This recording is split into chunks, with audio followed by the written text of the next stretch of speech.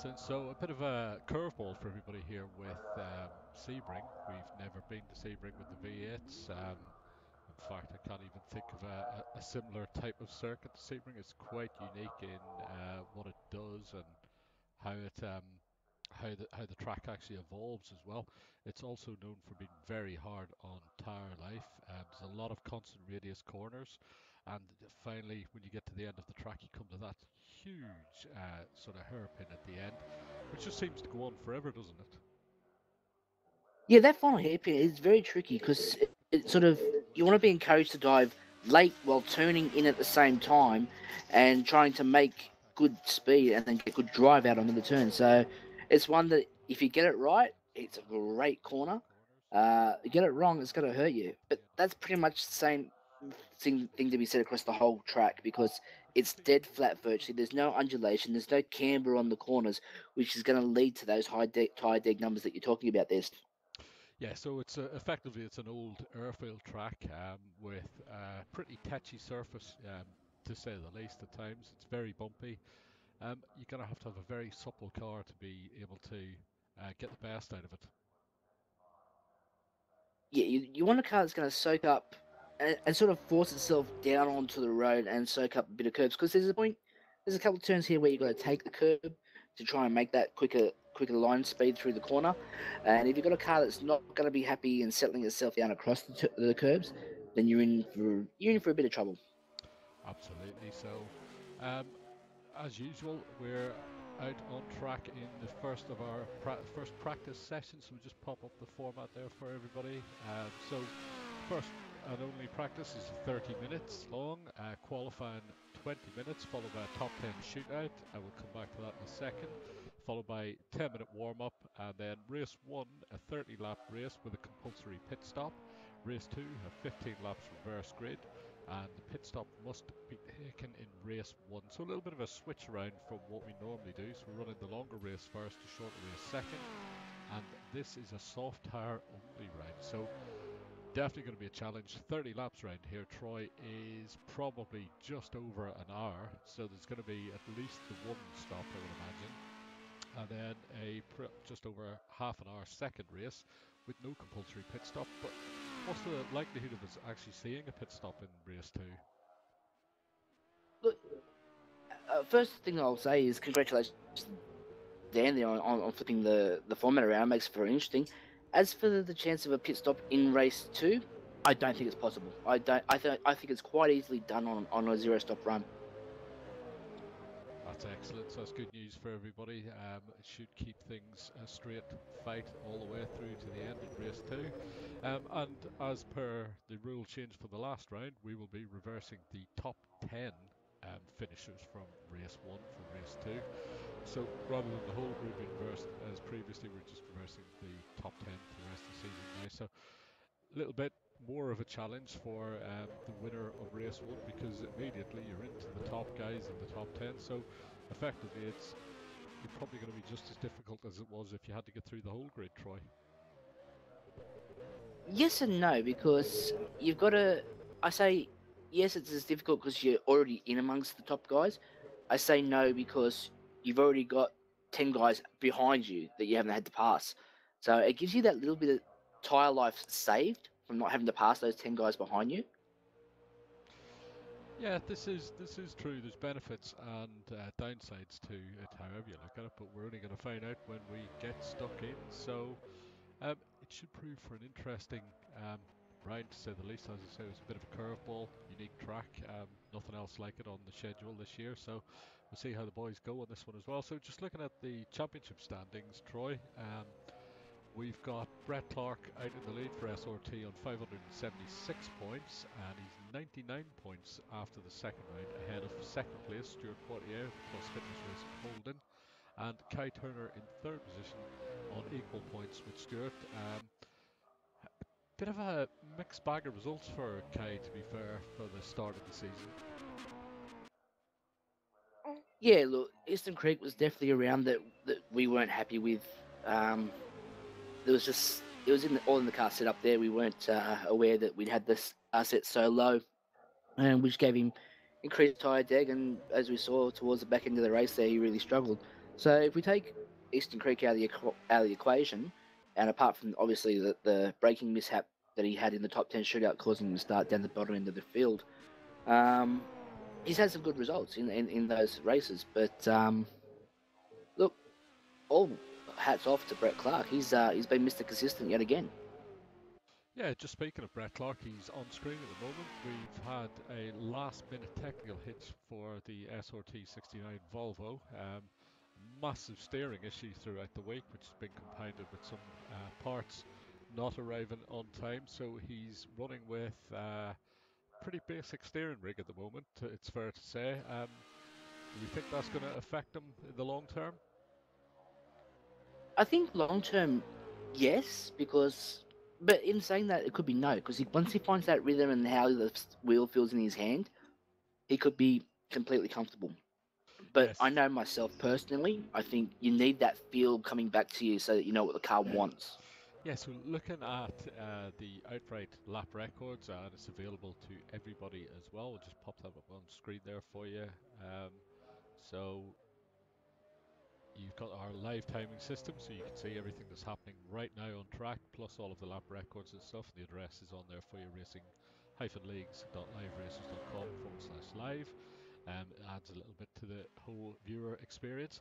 So just looking at the outright lap record, it's a 1:55.830 set by Brett Clark. However, we're not sure if that was set before the steering issues or after the steering issues. So it's something we're going to have to keep an eye on throughout today. I'm pretty sure it was set Thursday night, Steve. So whenever that steering issue would happen for Brett, that'll tell you the answer. Yeah, we think it's happened sometime around that as well. So at the moment he's sitting on a 1:56.157, so he's second to Stuart Porty at the moment. And just come to Stuart, it's his first season in Racing-Leagues.com, and he's really putting the cat amongst the pigeons, it's fair to say at this point. He's definitely been the surprise packet. He's the Kai Turner of last year. You know, rookie, new kid on the block, ruffling a few feathers. I do like the way he goes about his racing as well. It's all smooth and under control, and you think he's sort of midfield or sort of middle of top 10 or whatever. And then all of a sudden he's just right at the front, and then he seems to stay there once he gets there as well. So it's a little bit of a different style apart from the fast and the furious style of a Kai Turner or the relentless pressure and aim for fastest lap at all times of a Brett Clark. Um, More akin to a Dan Stevens type driver almost. Yeah, look, he's consistent, and I think when we look back through the season, you know, in another 3 or 4 rounds, you're not going to be saying, "Oh, he had a bad round here or he had a bad round there." He's been consistent. He's top five all the time around. Absolutely. I suppose it's almost as if Gavin Cox and Dan Stevens had a baby, and the result was Stuart Porty. He's got a little bit of both of their sort of consistency and thinking, and he seems to be the complete package at this early stage already. I'd almost throw in there a love triangle with Brett Clark as well. Yeah, he does have the speed, and we did see he's got a relentlessly pursues the car in front as well when he's on it and trying to make a move, but. Got himself in a little bit of trouble from the end of the last round. A little bit of an accident with our reigning champion Dan Stevens in the pits. Found himself on the wrong side of the stewards there and got a 60-point penalty and a point on his license. So something to watch out for. But to be honest, the accidents in the pits, they can happen. They're very difficult to predict and to get out of in time. So nothing untoward, but obviously the stewards took a view that they had to make a statement or whatever, and they did. And speaking of that, we've got another couple of penalties as well. If I just refresh my memory from the previous round, so let's see. I think I'll we've refresh your memory, Steve. go for it there, Troy. I'll refresh your memory.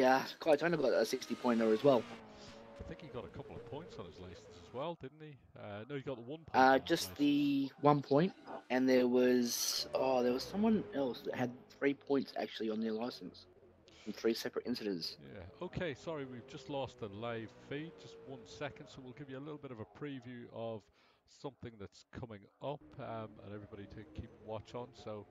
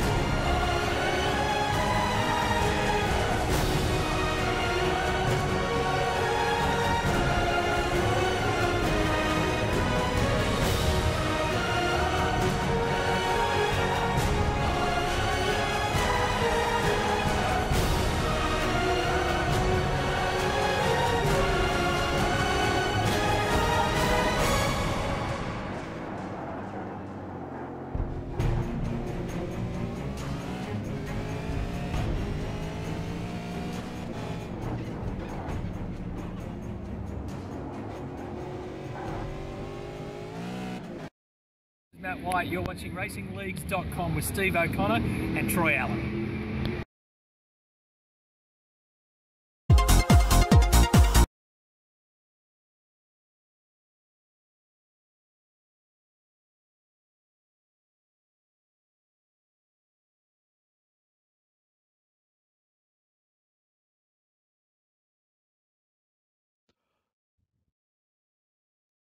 I'm gonna tell you what, Steve. That video filmed at the famous Oran Park now, which unfortunately no longer around. But I can say that it's actually 15 minutes from my house here.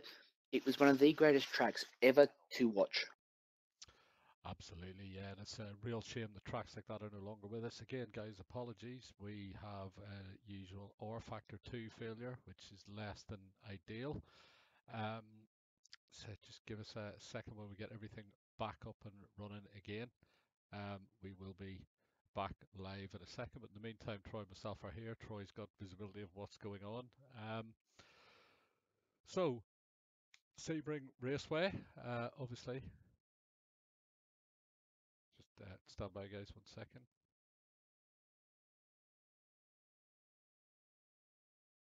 Hello. Yeah, mate, go for go. Everybody's left now.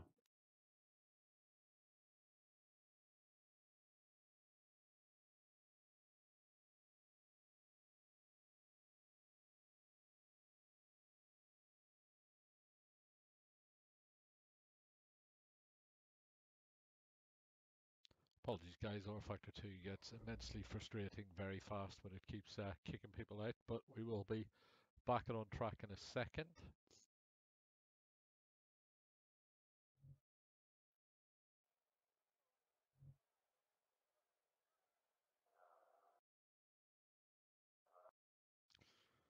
Sorry, Dan, there's loads of people still in. Yeah, we're trying to get rid of them now, though. You might have to try and beat them from the server side Okay, apologies, guys. Troy, if you could just because keep the they've actually physically left.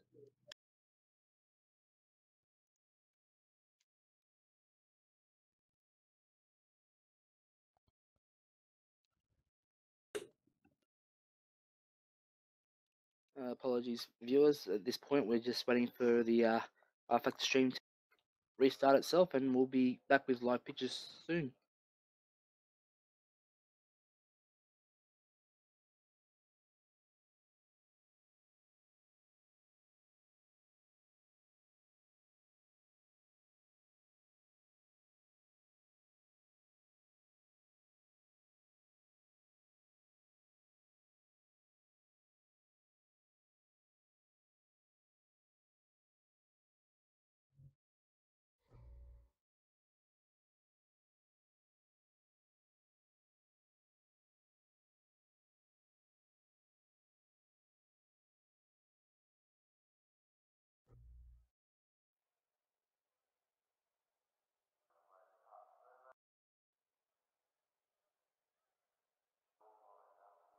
Okay, Dan, where you go? Copy that. Okay, everybody, so apologies for that. We are back. I would love to know if ISI ever watch any of these streams. Somebody needs to sort this rubbish out because it's frankly a nuisance to say the least for everybody and our viewers. So Troy, yes, a little bit of a preview of what's coming up there in a few weeks. 26th of November. Some more action to add to our portfolio of what we're doing as well. So should be pretty exciting for the looks of it. Yeah, most definitely. I mean, iRacing is one of the premier formats for sim racing. Personally, its graphics are absolutely phenomenal, and it's going to make for some very, very juicy watching. Absolutely. So myself and Troy will be bringing that live to you as normal. So we're going to be busy over the next few weeks, to say the least. So just waiting as everybody gets back in and up and running again. There's about 15 minutes left of practice before we go into qualifying one. Just while we have the opportunity, let's see if we can speak to Brett Clark about the issues that he's been having. Brett, it's Stephen Troy in the comms box. Just wanted to come to you quickly. We referenced the steering issues that you've been having and the failure for the overnight delivery of the parts required to make the car as good as it can be. So do you want to fill us in on it from your perspective? Yeah, so basically for this race, I'll be using a Xbox wheel. Hang on 2 seconds, Steve. Sorry, my teammate was talking to me on the team radio. Yeah, so I'll be using an Xbox wheel with no force feedback for the race because I ordered a new Club Sport V2 wheel with a BMW rim, and it was supposed to be delivered yesterday. And UPS, as usual, have stuffed up the delivery and been completely unhelpful. So, yeah, don't have it till next week now, which is a bit frustrating. Less than ideal. So we noticed that you hold the outright lap record at the moment. Was that set before you had the steering issues, or is it set since then? So with my other wheel, I can get about 3 laps out of it before it disconnects. So what I was basically doing to practice was running 3 laps. It would disconnect, I'd exit the game, reload it, restart the wheel, blah de blah, and try again. Yeah, that's So yeah. less than ideal. How are you feeling for the race? Is it going to impact on your performance, or do you think you're going to be thereabouts? No, I think I'm going to be off the pace. I don't know what Car's doing at the moment. He's a bit slower than I've seen him go. I think he's sandbagging a little bit, to be honest. But I can't get into the 55s with this wheel at the moment. So, and with this much rubber down, I would have expected to be in the early 55s. So I think I'm about a second a lap down at the moment. Not good. I think it's a consolidation round for you at this stage. Yeah, just try and pick up as many points as possible. Excellent. We'll let you get back to qualifying is now started. So thanks for that, Brett. Okay, mate. Thank you. So there we have it. Brett reckons he's going to be about a second off the pace, which I suppose is really good news for everybody else. It's good news for everyone else, but it could be some bad news for the viewers, Steve. They're not going to get the intense Turner and Clark showdown that we're becoming so accustomed to seeing now.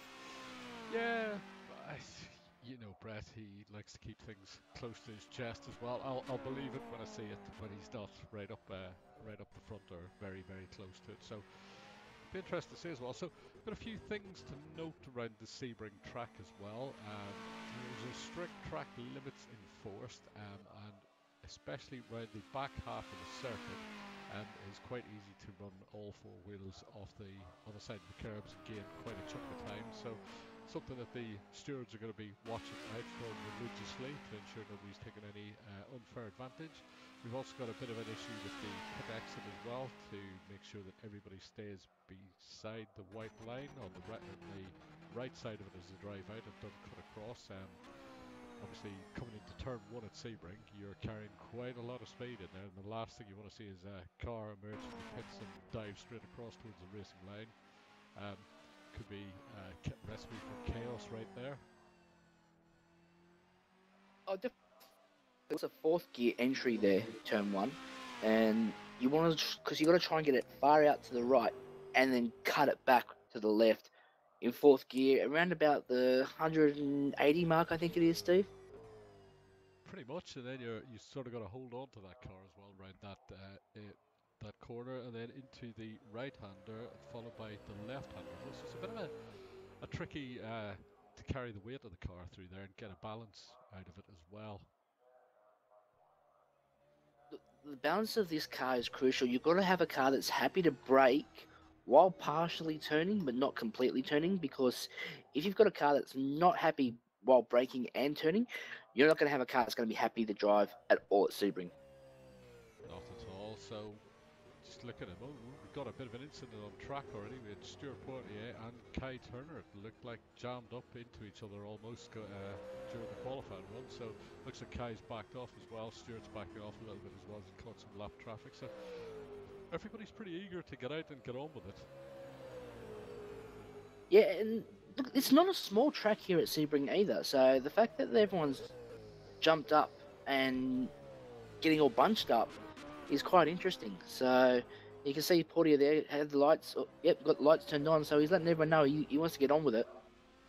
Yeah, we've got the 46 car coming through there as well, Bert van Jorsfield. Stuart looks like he's just letting everybody else get on with it, make himself in space and track.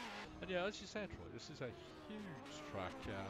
And if you look at the live timing, for instance, to see where people are on the track map, it will give you a good indicator of exactly what's going on. So you can see I think it looks like a Friday afternoon leaving work at the moment. Yeah, it's definitely pick a race to the pub. There's pretty much somebody everywhere on track at the moment. A little bit of a gap through sector 2, just about where, interestingly, Stuart Poitier is. So he's made himself a little bit of space. Looking at the times for now as well, we've got Stuart is still, nobody's actually set their lap as yet. The first of the cars are coming around the back straight now, so we should be seeing some of the lap times in a second and let us know exactly what we're looking at. At this point, Steve, Dave Kinnaman's gone purple on sector 1 and 2. And he's just crossed the line with a 1:57.299. Ian Hannon crossed next, 1.930 seconds off that pace. Kai Turner with a 2:04, so Kai was on a lap, I think, when he got tangled up a little bit with Stuart there. So we just watched Portier sweeping through turn 1. That's an awesome corner as well if you've got the grip, and he almost loses it out towards the curb there. So he's really standing it on its edge at the moment. We just had Brett Clark go purple in sector 1 with a 43.8, Steve. Just watching Portier, the 4 plus rate plus fitness holding. It's coming around the back end of the circuit now, as well as it really is a power circuit as well. You've got to be able to get the traction out of these corners and carry it through. Clark into the final turn now. Should be a good one. So Kinnaman from Cox. Looks on to a 56. 56.5. Takes him to the top of the sheets. Okay, so we're still watching Portier, who's now caught Kai Turner as well in this lap, and Kai is himself jammed up ahead. So it looks like Kai's abandoned that lap, and I think Stuart's probably lost a bit of time through there as well. So a little bit clumsy from the top runners at the moment. Oh, and he's almost over on 2 wheels at that point. Yeah, the top runners just don't seem to be, except for Brett Clark, obviously. He's found some clear track there and let it go. Whereas Kai Turner is sitting in 9th at the moment. And Yeah. Stuart Portier is down in 11th, so neither one have really thrown down a time.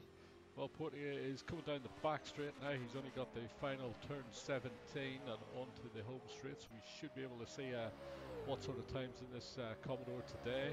He's just following Van Jorsfield into that final corner as well. So another one, Bert Van Jorsfield is 5th on a 1:58.6. So Portier coming around the final corner now onto the start-finish straight. He'll trigger the timing line in a second and see where he jumps up to.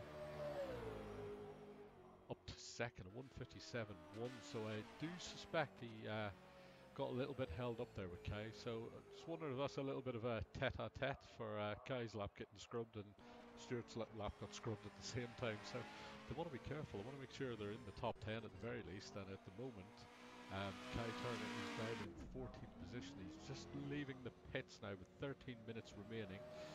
And an almost 2-minute lap here, Kai, as well. Troy, Kai's really got to get on with it and soon. Yeah, he really does. I think the pressure will be mounting now. He's got to basically do an out lap, get a hot lap in, and then decide whether he's got enough tyre or fuel to go on with another one after that. So look, he may get 2 runs at it. He may not. I don't know. At the end of the day, I suppose he's just got to get into the top 10. It doesn't matter how you get in. If you scrape in, you're scrape in. It's you're still in, so you get another reset and a chance at it again. Looking down the times, Clark from 48. Kinnaman has done a fantastic lap there early on. He's 0.759 off Brett Clark at the moment, but he's on another hot one right now. Pengelly in 4th from ASR, Bert van Jarsfield SRT 5th, Wayne Durr from DSA in 6th, Gavin Cox 2nd at 555 Racing Cars in 7th, reigning champion Dan Stevens in 8th, and a phenomenal job from Ian Hannon in 9th.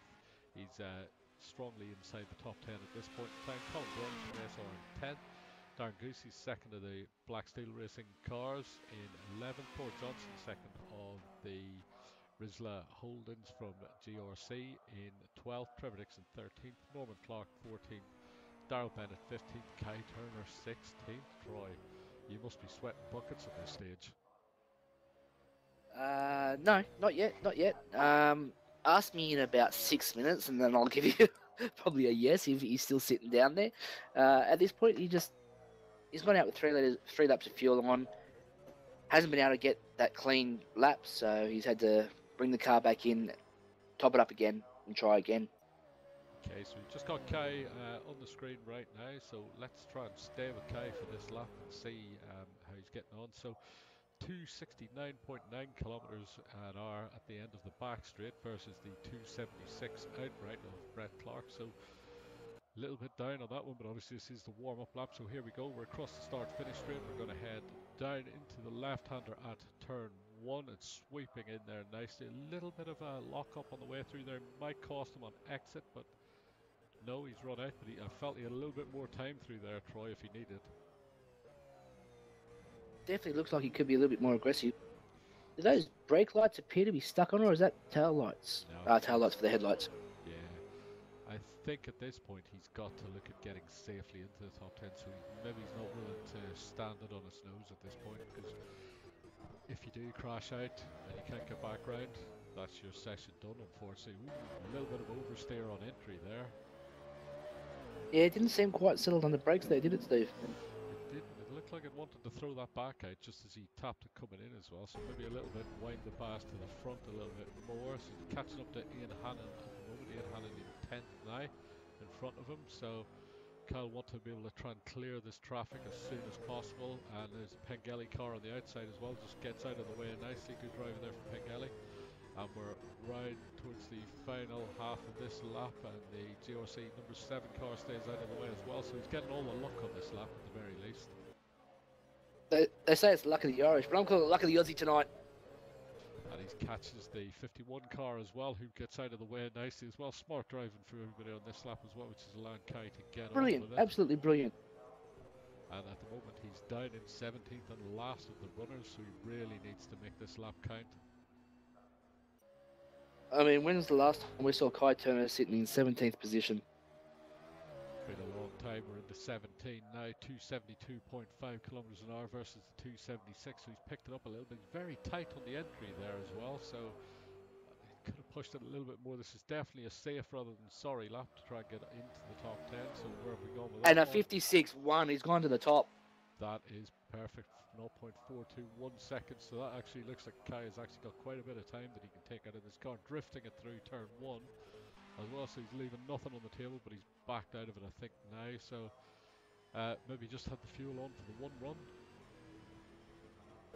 Look, he's basically gone out with 3 laps of fuel, Steve. He's gone for an out lap, hot lap, in lap, and so that's basically one run, win it or beat it, basically. So we've got third position Stuart Poitier on the track right now. We're following him through turn one. He's ran it all the way to the curb and over the curb. He's left nothing on the table through one, into two, three.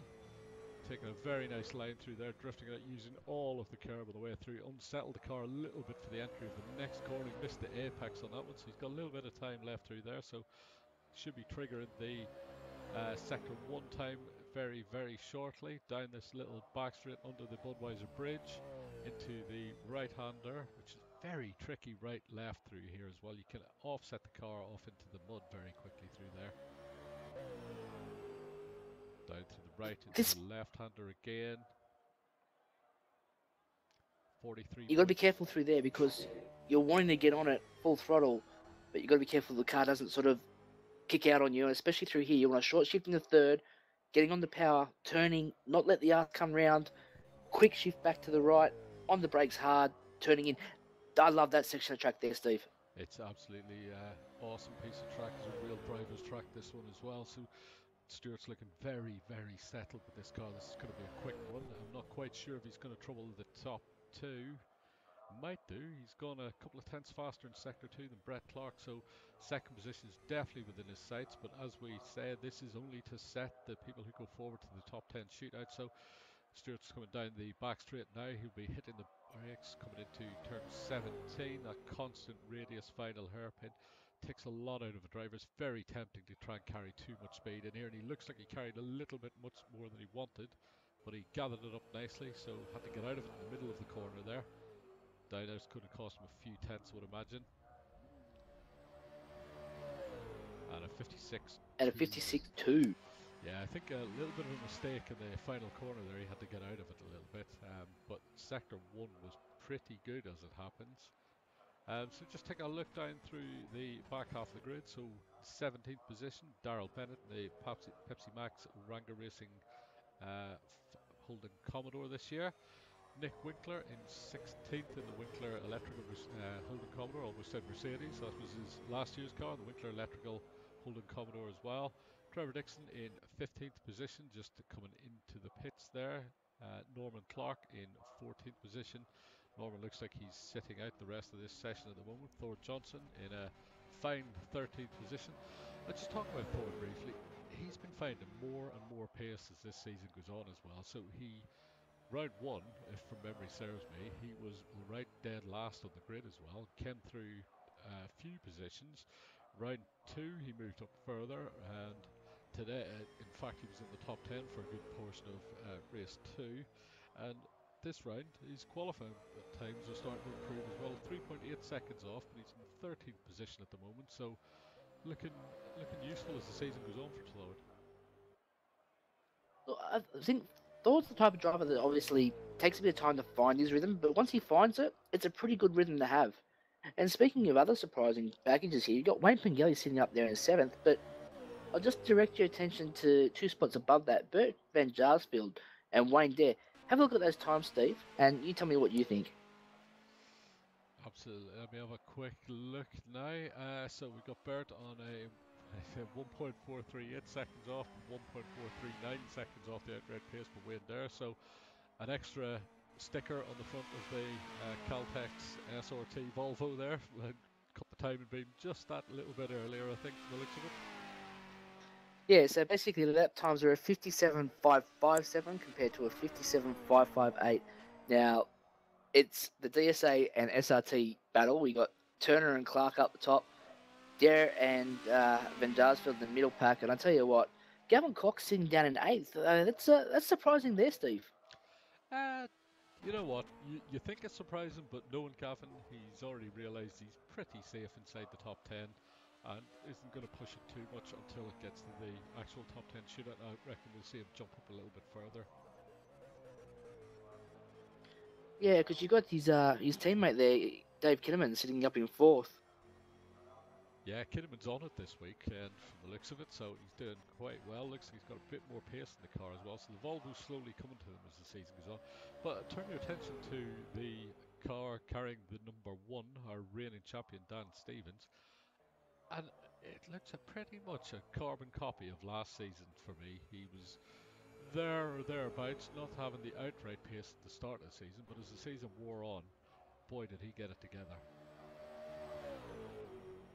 He was very much a accumulator, shall we say, whereas it was nothing flashy in his results. It was just consistent. And consistency takes prizes, and then obviously they went off and absolutely dominated during the Endurance Cup rounds, taking 3 of the 4, I believe it was, or at least 2 of the 4 races out. The big 2, Sandown and Bathurst, they certainly dominated round there. Yeah, they definitely had a strong showing at first. That's the one you want. That's the one you really want to win. Strong showing at Sandown, and I think they were just out to consolidate points and assure Dan of the championship at Gold Coast. Absolutely, we can't go without mentioning his teammate in that car as well for those races, Rob Herbert. Obviously, former champion, series champion.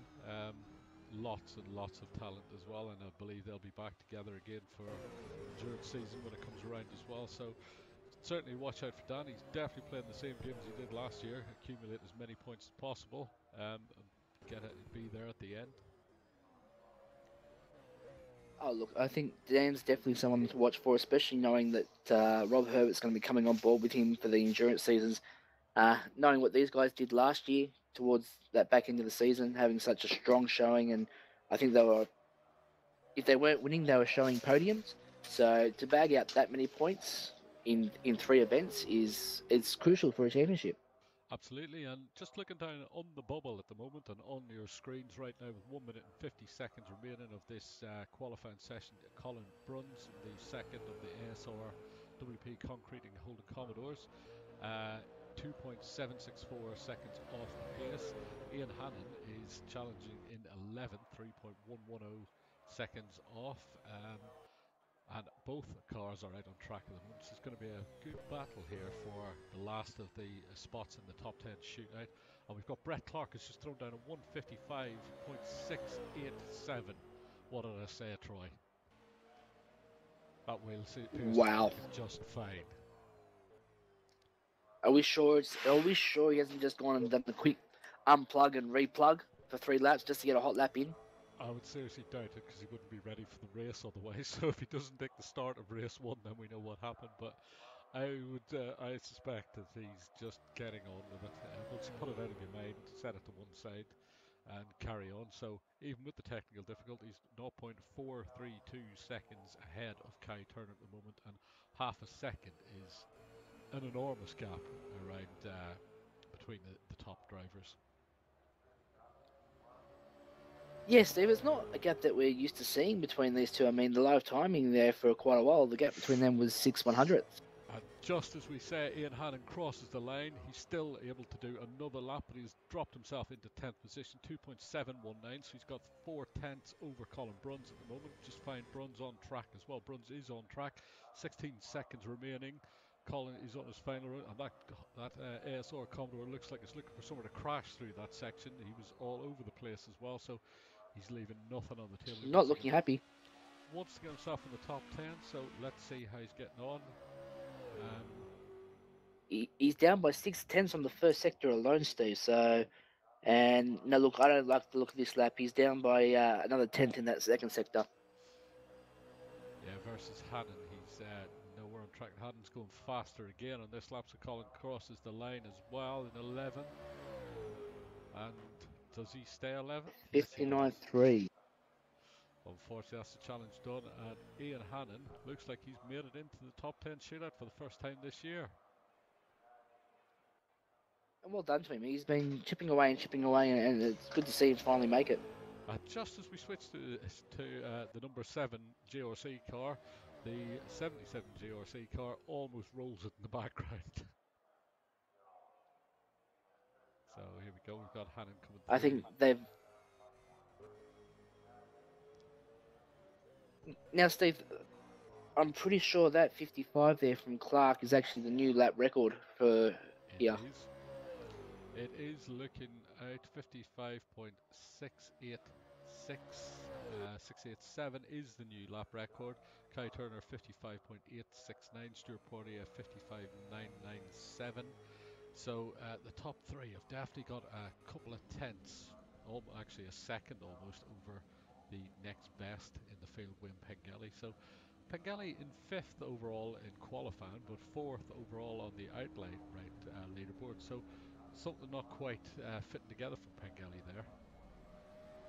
No, because he threw down 56 in open practice, and now he's only into 57. So I don't know if he's not found his rhythm or something of that nature. Now, I do remember having a conversation with Kai earlier this week, and I said to him that at that stage it was looking like a two-horse race. Actually, sorry, it was Friday when only him and Brett were the two cars in the 55s, and now we've got Stuart Poirier coming out and throwing his hat in the ring with a 55 as well.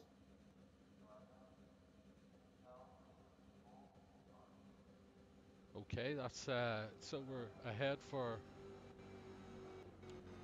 so we're heading into the top 10 shootout now. Ian Hannon will be first out in track. So quick rundown: Brett Clark from Kai Turner, from Stuart Portier, from Bert van Jarsveld, from Wim Pengelly, from Dave Kinnaman, from Wayne Dare, from Dan Stevens, from Gavin Cox, from Ian Hannon. So Hannon will be first out in his first top 10 shootout of the year. Gavin Cox will be next out as well. So safely inside the top 10 there, but that was a titanic battle there between ASR's Colin Bruns and GRC's Ian Hannon as well to take the last position. So I think Colin, to be fair, would be pretty surprised, to be fair, that he got knocked out there. Look, it probably did come as a bit of a surprise because he was out on track. So I know personally, when you're on track, you're not sort of looking at where you're sitting in the terms of the grid positioning at that point. So he's probably gone back to pit now and saying that, hang on a sec, Ian's come and bumped him at the, almost close of play. Absolutely. So let me see.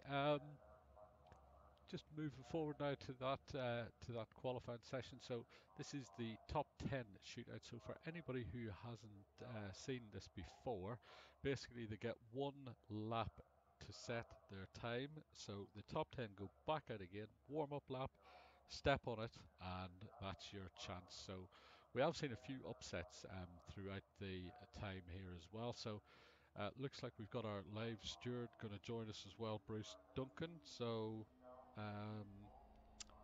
yeah, so Bruce should be on and watching for any infringements.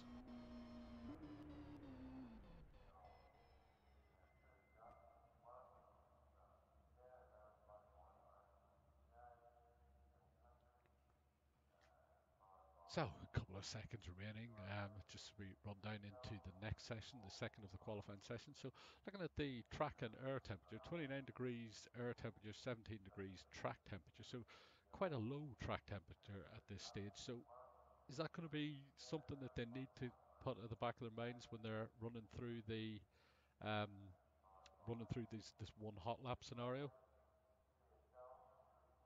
I think what they're going to need to do is be sure that they get enough temp into their tyres, temp into their brakes, temp into their brakes, while not trying to take too much of a bite out of the tyre. I think realistically, you want to start your lap with about 98% left on that tread. Yes, so you're almost treating them. You've got to find the balance between treating them like true qualifying tyres and just getting enough heat in as well. Oh, exactly right. And they are qualifying tyres because at the end of the day, you only need them for one lap. But that one lap is so critical, especially late in the lap with the fast right-hander onto that long straight with that, and then just before that hairpin as well, where you're really loading up that left front tyre.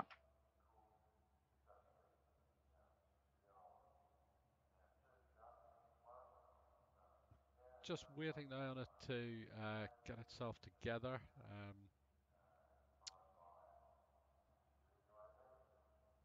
Not quite sure what's the hold up here. We should be over and into the next session very, very shortly. So Troy, are we going to see the same type of lap that we did in that practice session? Sorry, the qualifying session. Are we going to see the same sort of times, or are they going to have to back it down a little bit to ensure they get the best possible position? That comes down entirely to the driver, whether he it comes down to his judgment on risk versus reward, and it's something I keep saying every round is, do you risk that, but not that grandstand finish of a lap, where you're Greg Murphy and you're at Bathurst, thank God it's a Holy Grail weekend this weekend, and you go for that 206, or do you just have a banker, maybe a 95% effort lap to make sure that you keep the car A straight and you get a decent time down? It's up to the driver as what he thinks he's comfortable doing. Okay, guys, really sorry, but it looks like we've lost R Factor 2 again. So just bear with us there. Troy, if you could make your way up to Dan and let him know that I need to get back in again. Yeah, So mate. not quite sure what's happened there again. So just while we're away, we will re-show you our upcoming event from the 26th of November onwards. So just have a watch of this.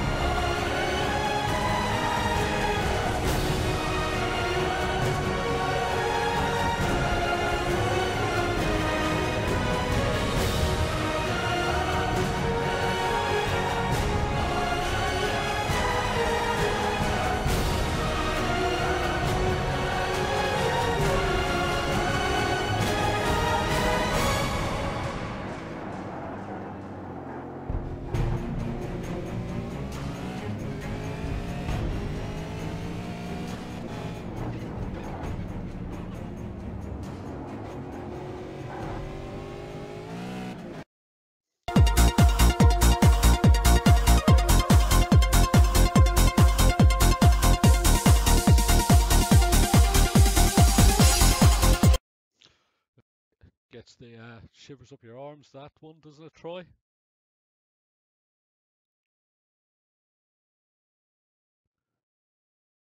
So just a quick reminder of our format. We're just about to move forward to the top 10 shootout. So practice and qualifying are down and dusted. One of the championship leader, actually with some technical difficulties before the race, some steering issues, has now managed to um, get a workaround and is back up and outright fastest on a 55.687. So top 10 will consist of Brett Clark, Kai Turner, Stuart Portier, Bert van Jarsfield, Wayne Pengelly, Dave Kinnaman, Wayne Dare, Gavin Cox, Dan Stevens, shouldn't forget the reigning series champion, and Ian Hannon at the death dropped himself into 10th and pushed Colin Bruns back down. So Colin, Darren, Ford, Norman, Trevor, Nick, and Daryl will be out for this one. So we're just waiting on getting the live feed back in a second. So hopefully we should be somewhere towards that anytime now. Getting very close. We're all evacuating now, Steve. Excellent. So once again, we apologise. There's not a lot we can do about it at the moment, hence why we're looking at something else alongside of this as well. It's frustrating for us as it is for you. Obviously, something really needs to be done about this soon, and it lets down the fantastic work that's done by our mod team FVR, who have worked to death to give us these fantastic cars as well. So just waiting now until we get back into it. Should only be a couple of moments, then we should be rolling with the top 10 pretty much straight away, and ready to go from there.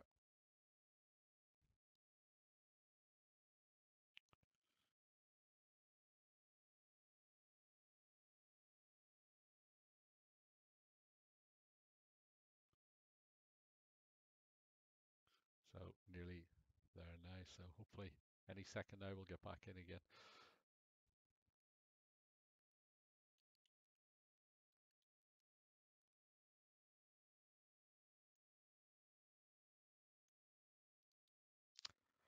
So Troy, a little bit of a surprise there at the end.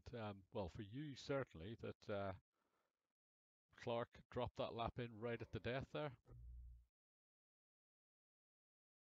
Yeah, look, it was a definitely an interesting finish there. It was the grandstand finish we were all expecting, I guess. I mean, with Ian Haddon jumping and bumping Mr. Burns, as we like to affectionately call him, out of the 10. I can now see the messages I'll be receiving from him later on saying it's Mr. Bruns, thank you.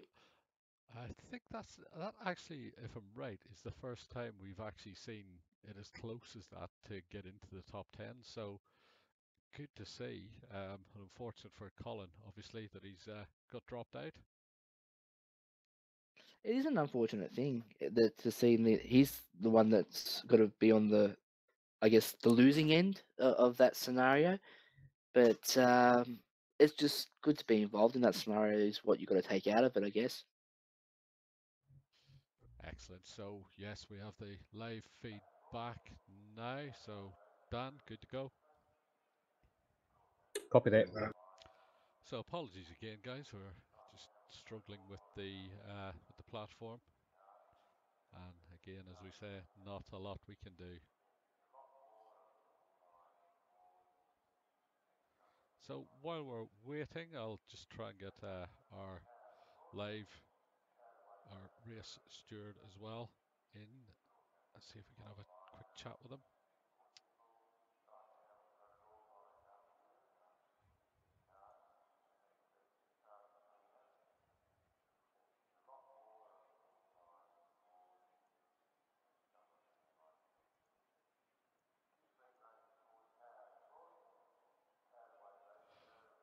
Bruce from Steve, you got me? Hi, Steve. Hi, Bruce. Yeah, mate. Just running through a quick one, see what you're looking for from the drivers today. Clean racing. Keeping all tyres inside the boundary and keeping them on the island. And clean racing. Excellent, cool. We'll come back to you in a little bit. So we're just getting ready for the top 10 shootout. That's correct, yes. We're just waiting for everyone to come back into the server at the moment.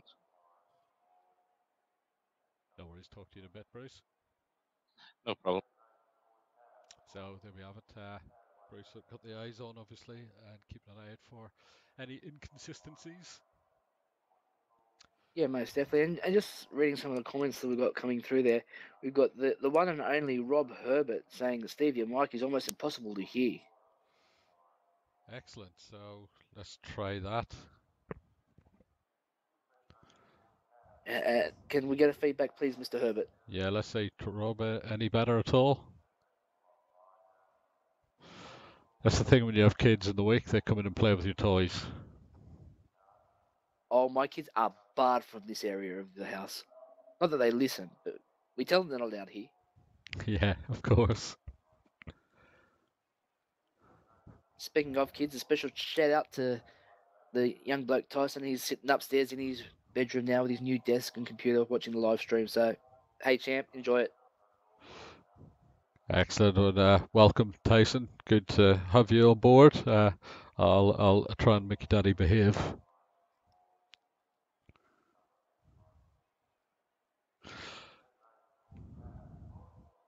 Excellent, And there we go. the crowds are resounding a lot better. So there we go, Steve. We're good to go.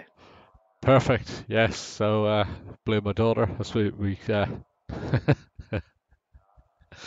yeah, I blame my kids who love to come in and change every single setting, including the racing wheel, which was turned a full 90 degrees to the left and locked when I got to it yesterday. So not the best situation, but hey, it is what it is. So now I see we've got, obviously we've got former series champion and Brock Trophy winner Rob Herbert watching live as well. The only question to Rob is, why aren't you on the track? That's a very good question. And can we please get a resounding answer, Mr. Herbert?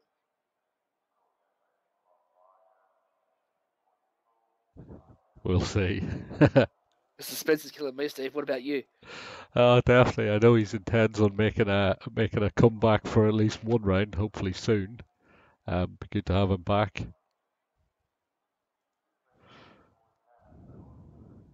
Look, having Rob Herbert on the track brings a whole different atmosphere to everyone on track as well, because then everyone just seems to have stepped their game up just that little bit as well. Definitely. So just take a look at the championship standings as we go into this. Obviously, Brett Clark from Stuart Poirier, Kai Turner. Gavin Cox in 4th position as well. So as usual, he looks like he's having a bit of a mare of a season, but he's gathering those points up. Dan Stevens in 5th position, so the reigning series champion in the number 1 car in 5th, and not too far off touching distance. Dave Kinnaman in 6th position. Wayne Pengelly doing an awesome job in 7th. Bert van Jaarsveld, who I suppose, fair to be said, has had a little bit of an up and down start to his career with SRT, but doing a fine job in 7th, so he's able to get some points on the boards. Colin Bruns from ASR in 9th position. Wayne Durr, who's pretty much, as you said earlier on, the two other drivers in the DSA stable and the SRT stable seem to be mirroring each other for issues and incidents and just downright pure bad luck. Well, look, sometimes I think I've got to say that if it wasn't for bad luck, Wayne would have no luck at all. But we've got an answer, Steve, from Rob Herbert. The suspense is killing me. Haven't turned a wheel in these cars in weeks. I think that's a pathetic excuse. I do Haven't like. downloaded the track. Jeez, it took me 10 minutes to download it. Another pathetic excuse, etc., etc. But it looks like he could be back for Pukekohe. Of course he would be. He's home track. He doesn't want to get out of the car too far. I'd watch how much mud you're slinging, because he's going to be taking points off our guys wherever he is. I'm hoping just to get in his head and he gets a little bit upset. Okay, so I'm just going to upset you a little bit more there, Troy, as well. So let's turn to the team standings at the moment. So we've got SRT out in front with 915 points and 2 wins, and DSA 807 points, so already over 100 points down in 2nd position. It's a bit of a work to be done there to climb back out of that one. Now, I do remember, Steve, that we at DSA were sitting probably, I think, 4th or 5th at one point in the championship, and we came back. I do believe that you didn't have the 4-time series champions to overcome. Would that be fair? Would that be fair to say? Brett was there. Yeah, I mean, it might have been for only half of the season, but he was still there. But the team wasn't there, and they are this year, so good luck with that one. Minor details. 555 Racing in 3rd position, snapping on the heels of DSA as well, 777 points. So 555 scoring 777 points. There's got to be something weird in that. ASR doing a fine job in 4th. The team of the reigning series champion, Blacksteel Racing, in 5th position from GRC in 6th. Plus Fitness Racing in 7th position, and I tell you what, that's a phenomenal job in 7th position, because there's only the one driver within that team. Are we out on track now, Troy? We do have Ian Adams just about to start his lap now, Steve, coming around the final turn. So there we go, coming around the final turn, so just in time. The top 10 shootout is off and running, and a yellow flag already. What's happened there? Somebody gone off at sector 1? Oh no, it's the other cars waiting to start their lap. So Ian Hannon sweeps into turn 1 in the number 7 Rizla Holden Commodore. Apex. He's got plenty of track to use up there, and didn't like to use all of it for the looks of it. So Ian, obviously in his first top 10 shootout of the year, not quite got the feel for it through the first corner.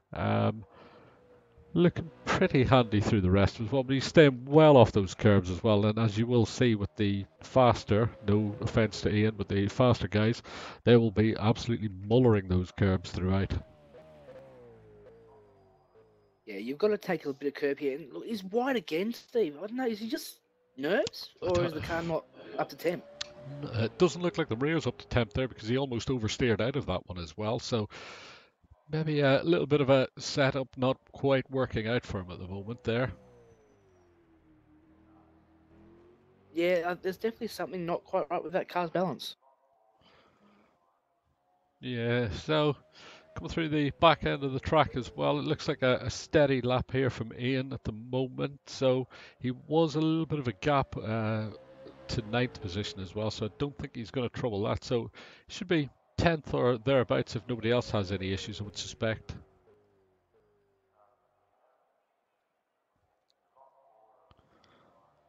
Nice through there, Steve. Let's see if he hits this apex. Or maybe a tyre width wide of it.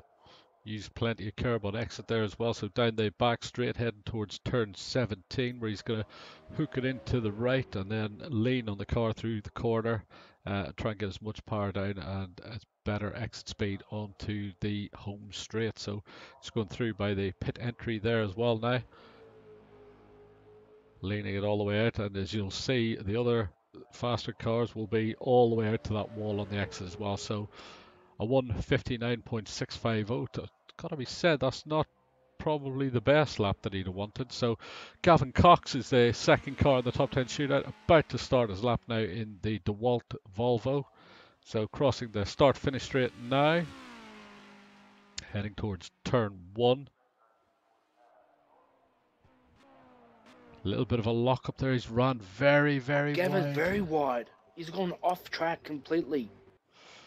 Not a great start there as well. What was that, Troy? Tire temperature going into 1?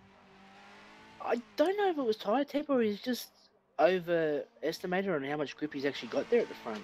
I'll tell you what, it's a bit of a messy lap there already. We've seen him bouncing across the curbs there as well. It's very unlike Gavin. I think we said the same thing at Mid-Ohio. It was either Gavin or Dave that was looking very ragged and very on the edge. I think it's normally Kinnaman that you see on the edge of grip. Gavin seems to be a bit more controlled, but if I was looking at this car without seeing the number, I would have said that this was Dave driving this one. Not by It's the very aggressive, isn't it? very aggressive, yeah. Definitely not. Even there, that's what I'm talking about there, that turn. If you're coming out, you got that chance to snap oversteer, so you got to be very careful. Looks to me like he's not quite having the tire grip that he needs through that portion. No, the car doesn't. The balance just doesn't seem to be there on the car. Look, massive understeer almost through there. Yeah, he's way off the apex through there as well, which isn't too much of an issue. See if we get onto the final straight now, and he's left plenty of room on the outside there as well. Most people will have 2 wheels over that curb. So see what this turns out as well. So it should be faster than the 1:59.6 I would have thought of Ian Hannon. He's definitely fast through some sections there, and a bit of a lock up into the turn 17 as well. I don't think Ian's got anything to worry about. He might not have. Oh, it's hard to say. So we touch and go here. 58.7. 58.7, yeah, so 9/10 faster. So next car out should be Dan Stevens, the reigning series champion, is crossing the start finish line right now, heading into turn 1. So lovely sweeping entry into this turn as well. He seems to have, And he's wide too, Steve. yeah, it looked like he was almost a little bit slow on entry there, but ran it out a bit wide too. So a little bit of issues creeping in for some of the guys here in the top 10 shootout. It's that's the first 3 runners, or is it the 4 runners now? We've had that they've all been very wide into 1. Definitely, and here we go. We're into the little messy chicane type style through there, and he's gone through there very nicely indeed as well. And coming up to the left-hander. 44.8, I think it was first sector. 44.490 for the first sector, so he's significantly faster than the other 2 cars, half a second over Gavin Cox at that point. Yeah, the balance isn't quite there. You can see on the telemetry that he's very hesitant to get the full throttle. Yeah, they are using the soft tire as well, so you would have thought they would have had the most grip available to them. So into the left here, coming up to the right-hander now. Tricky little apex, that one to catch. Oh yeah, he's missed both apexes there. You could hear him had to get right out of the throttle there. He's caught both tires out on exit there as well, so he's coming around now. 31.147 for sector 2.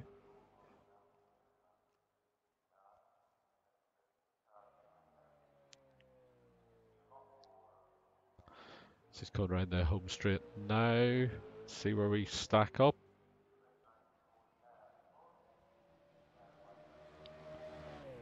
And a 57.8. And that takes the lead at this moment. So who's next up? Dave Kinnaman, is it? No, Wayne Dare. Wayne Dare crossing the start-finish straight right now.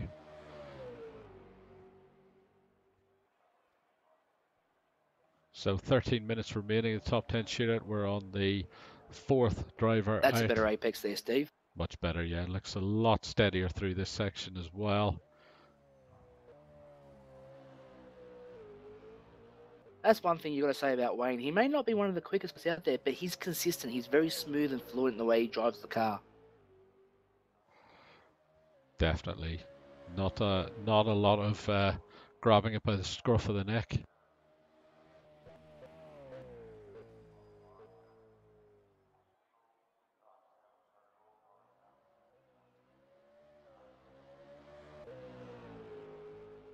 This lap's looking a hell of a lot cleaner, Steve. Absolutely. This is a very nice lap indeed. 44.6 on this lap. I think he's only a couple of tenths off Dan Stevens in sector 1 from memory. Yeah, 44.49 for Dan in sector 1. So let's see what sector 2 looks like. Ooh, Drift School Australia drifted around that corner. Only way to do it. What's the old saying? Loose is fast. That's green sector 2 for him as well. 15.451 at the moment. So 31.988. So he's still a little bit slower than Stevens was. So that lap of Stevens, although it looked a little bit ragged at times, and it seems to be a pretty good lap at this stage. Definitely seems to be the one to be on the pace. I mean, we've still got the freak show to come out later on, as I'd like to call it. Absolutely. So into turn 17 now as well. It's been a very solid lap from Wayne Dare in the 59 DSA car. Left plenty on the table through 17 there as well, Troy. 57.871, so just marginally. Actually, don't know, Steve. The 871, yeah, just marginally slower than Stevens. Yeah, I think some of them seem to be leaving an awful lot of time on the table through turn 17. You can see it on the exit. They're not running out too much. No, they don't seem to be. They just seem to. I don't know. It's confidence. It's going to be a bit of confidence. It's also going to be. It's going to be you're in the top 10. You don't want to stack it, or you're starting 10th. You want to get a decent lap in without being too pushy. But that goes out the window very shortly. Yeah, it definitely does. Now, just looking at the sector splits there, Steve, he was down on 1, but yeah, he went purple on sector 2 and then lost it all again in sector 3. So it just shows that it wasn't a bad lap from Dan at all. Not at all. It was a very good lap, and Dan was one of the few that we've seen that actually ran the car right out to the limits of the track through 17 as well. So he was almost on the wall as he entered the start-finish straight. And that's really what you want to be seeing. You want to use every available meter of track. So a solid looking lap from Kinnaman here as well. 44.1, which is the fastest sector 1. Sector 2 should be coming up in a moment. Ooh, nearly lost it over the curbs there as well. I bet he's had to change of underpants for the end of this track. 31.4 is pretty much almost actually it is. This is the slowest second sector we've had. Yeah, I think he's had to get out of it when he ran across the curb there as well. So a little bit of dust on the exit of that one down the home back straight. Sorry, into turn 17. And we'll see how much road that the 55 leads through here as well. So nice late on the brakes as well. Constantly turning on this one. It seems like this corner never ends, Troy, doesn't it? It's such a tricky one. You sort of got to And there leave you your go. braking as late. There you go. That's right out to the wall on that one. And that was the fastest. 58.0. That was the fastest third sector as well. So that second sector's really cost him around there. Second sector seems to be the place where everyone's losing or gaining time. So, if you can get that first sector right, which in 2 or 3 drivers' time, we will see the guys that have mastered that first sector come out on track. You get that one right, you get that second sector right, you're on for a humdinger of a lap. So the 222 ASR WP Concrete in car of Wayne Pengelly is on track now as well. He's doing a fine job this season, Pengelly, as well. He's right in the mix at most tracks so far as well. He's had a bit of bad luck goes way, especially at Eastern Creek where he was with the lead group for a long part, but got shuffled back through incidents and a couple of other issues. But we're expecting Pengelly to actually crack this at some stage and get a really consistent weekend out. And look out. Well, when you say crack, Steve, are you talking crack mentally? Because from what I hear, the guy's a loose cannon. He's yeah, I think when that helmet goes on, something else happens in Wayne's head sometimes. So he's just got to keep it straight, and he's got the pace. We know that he won a race last year, and we've seen him when he gets in with the top guys. He runs at the same pace as well. So just needs a little bit of luck and maybe lift off a little bit more often.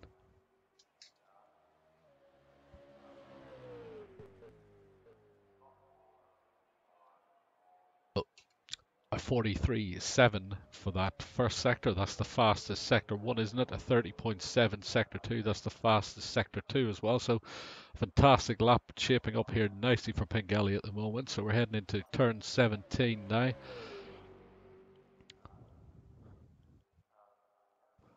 Ooh, really late braking into 17. I thought he'd missed them altogether. Carrying a lot of speed through there, but he's compromised a little bit on the exit as well. I wonder if that's cost him overall. And a 57.560. So I reckon without that mistake, he would have been a lot faster. So who's up next? Bert van Jaarsveld. 46 SRT, Caltex, Volvo. Heading into turn 1 now as well. Nice line through there, Troy.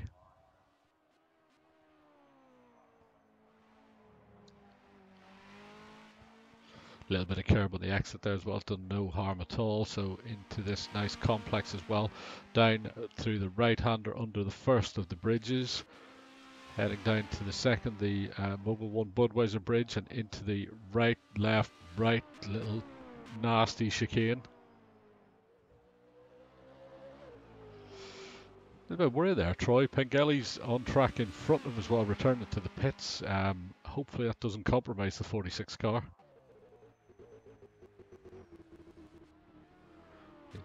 Got his headlights on anyway, and heading through the back half of the lap now with a 44.1, which is the fastest sector 1 time.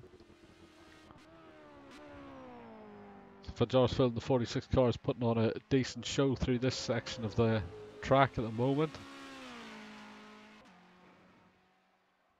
Through the airfield part, the left, right. A 30.8, so fastest sector 2 as well now. He's taken all of the road through there as well onto the exit of that turn. And he's, a little bit of oversteer through there as well. That's cost him a few tenths. That would have been the fastest outright lap at this point from the looks of it, but I think he might have blown it a little bit with that exit. Into the final turn 17, carrying a lot of speed through there. You can see the pressure on the front left tyre, a little bit of smoke out of the rear as well as the tyres are struggling for grip, and we're right out to the wall too on the exit of this one. See where Bert stacks up, and second position, so 0.429 seconds off Wayne Pengelly. So yes, he did lose a little bit of time through that one.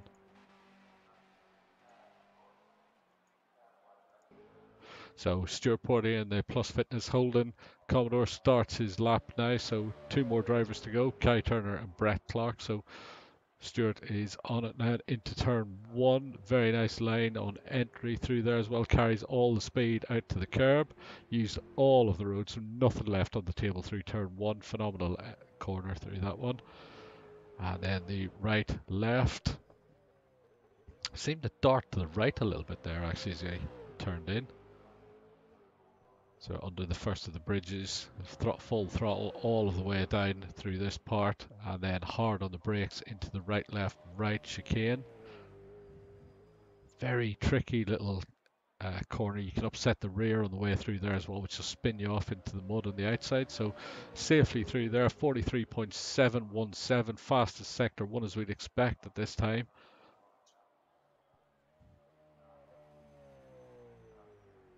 You just hear the V8 under strain there as well as he's jammed down through the gears using all of the available engine braking, using all of the track through here. So this is looking like a very tidy lap indeed from Poitier.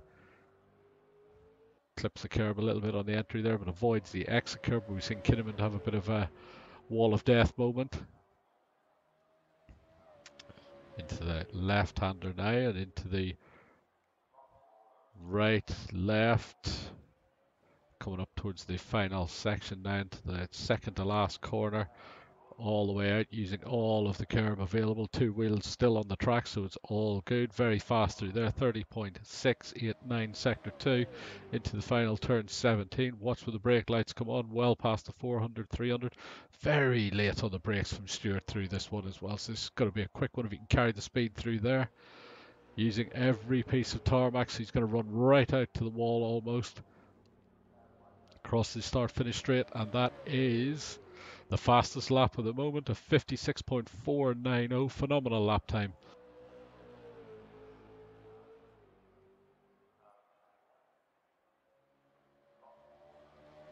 So the second of the big guns to come out now is Kai Turner.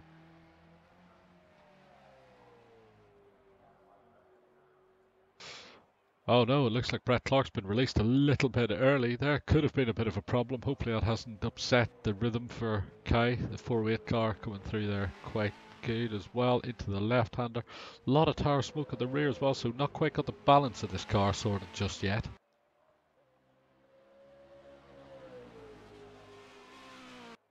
Under the Mobil 1 Budweiser bridge on the brakes into the right, left, right. A little bit of squirming under braking as the rear loses traction. Straighten up through the 2 apexes there. Onto the little bit of straight, left-hander as well. 43.8, so a little bit slower than Poitier was through that section. Ran a bit wide through there. Still a bit ragged from Kai this weekend. I'm not quite sure what's happening. He doesn't appear to have the balance on this car that he normally does.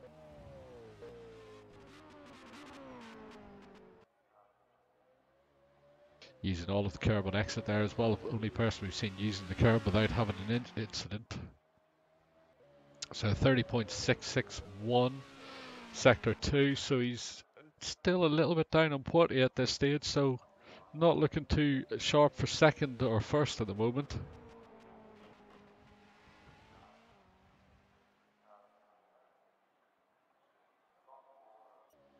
So we're actually going to get a situation in a second where Turner crosses the start-finish line to complete his lap, and Brett Clark in the 69 SRT Caltex Volvo starts his lap. So let's see if they get out of each other's way for this one. Using all of the available track on the exit there as well. So pops himself up into first, 0.15 seconds ahead of Poitier at this stage. So Clark begins his lap as well. Oh no. I think that's probably going to be him out of qualifying because he's escaped back to the pits. So something to watch out for there, see if Kai Turner actually gets a penalty for that. So Clark is through turn 1, 2 section under the Audi bridge, down towards the Mobil 1 Budweiser bridge. Late on the brakes, we know he's got a bit of a steering issue on this car all through the weekend, so see if he can keep the cat very wide on the exit of that one. Straightens it up nicely through there. 43.987. So the first person into the 43s, Brett Clark at the moment. So looking good for pole position at this point. Through the left-hander, using every piece of tarmac as possible. Staying well off the curbs through there though, interestingly enough. Left a bit of time on the exit of that one as well.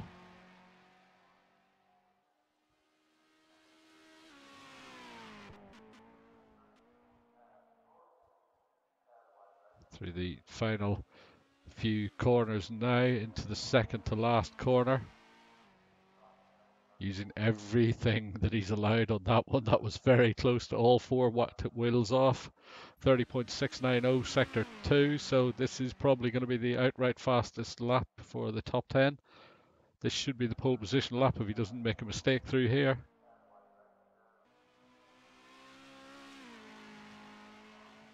Look relatively clean through there, so checkered flag is out.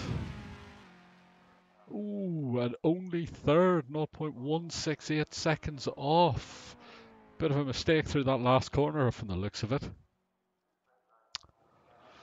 So there we have our top 10. Kai Turner takes the pole position, somewhat unexpected I would have thought at that point. So we've got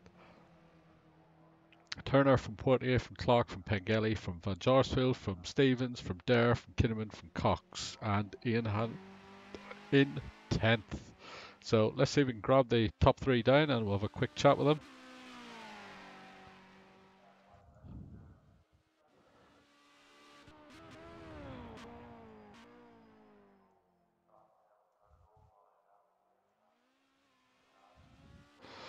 Welcome to the top 3. So Kai Turner from Stuart Portier, from Brett Clark. Brett, we just come to you first of all.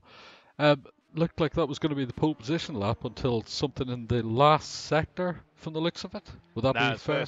First sector. Yeah. Came in there with the tyres too hot, having to race around to try and get there before the session ended. But it doesn't matter. It's one of those things that happens, and we race from third. So how are you looking for the race? Are you getting more familiar with the steering issue now? Yeah, it's like riding a dirt bike.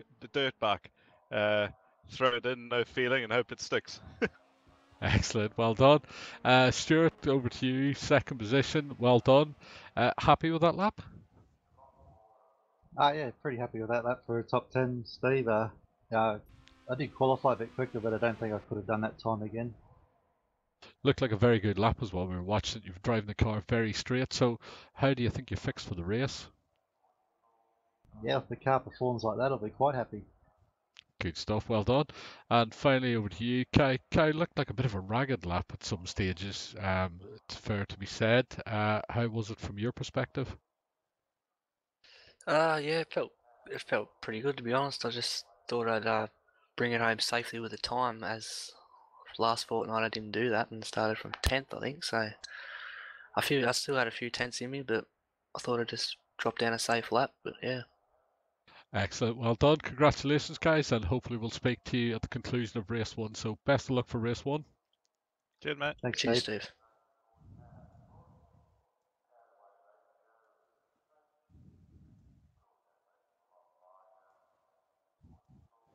So there we go, Troy. We've got the grid is now set. So we've got Kai Turner off pole position, Stuart Portier second, Brett Clark third.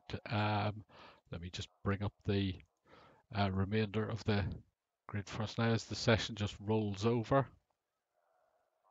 So it should be Turner from Portier, from Clark, from Pengelly, from Van Jaarsveld, Stevens, Wayne Dare, Dave Kinnaman, Gavin Cox, Ian Hannon, Colin Bruns, Darren Goosey, Thor Johnson, Norman Clark, and Daryl Bennett, Trevor Dixon, and Nick Winkler. So all 17 cars are ready to go. So 10 minutes to go until the start of the race. We'll just pop off for a second and leave you with the cars on practice. So we will return within the next 5 to 10 minutes. So just keep watching.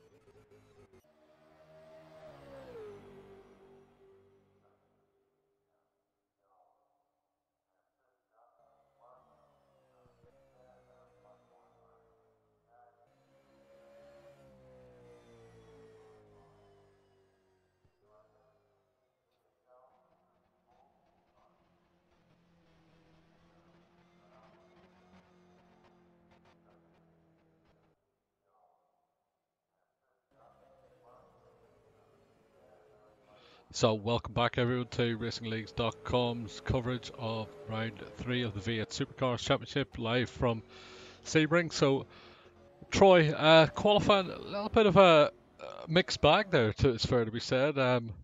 Kai, who in the post-race interview there said that he was putting a banker in to make sure he didn't repeat the same mistake as the week before, and the 69 car of Brett Clark, who was pushing it all the way, actually was the one who ended up fluffing it and finds himself starting off third. And that's exactly what I've said for weeks now in our broadcast. Everyone would know that I've always said it's that risk versus reward scenario. Do you risk the grandstand finish, or do you just take the humble pie? Kai went for the humble pie. Brett went for the grandstand finish. The results are in the pudding.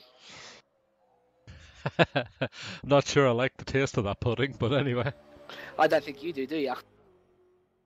No, but it'll be interesting to see on this start as well. So we've got there's definitely a gap between the top 3 and the rest of the field.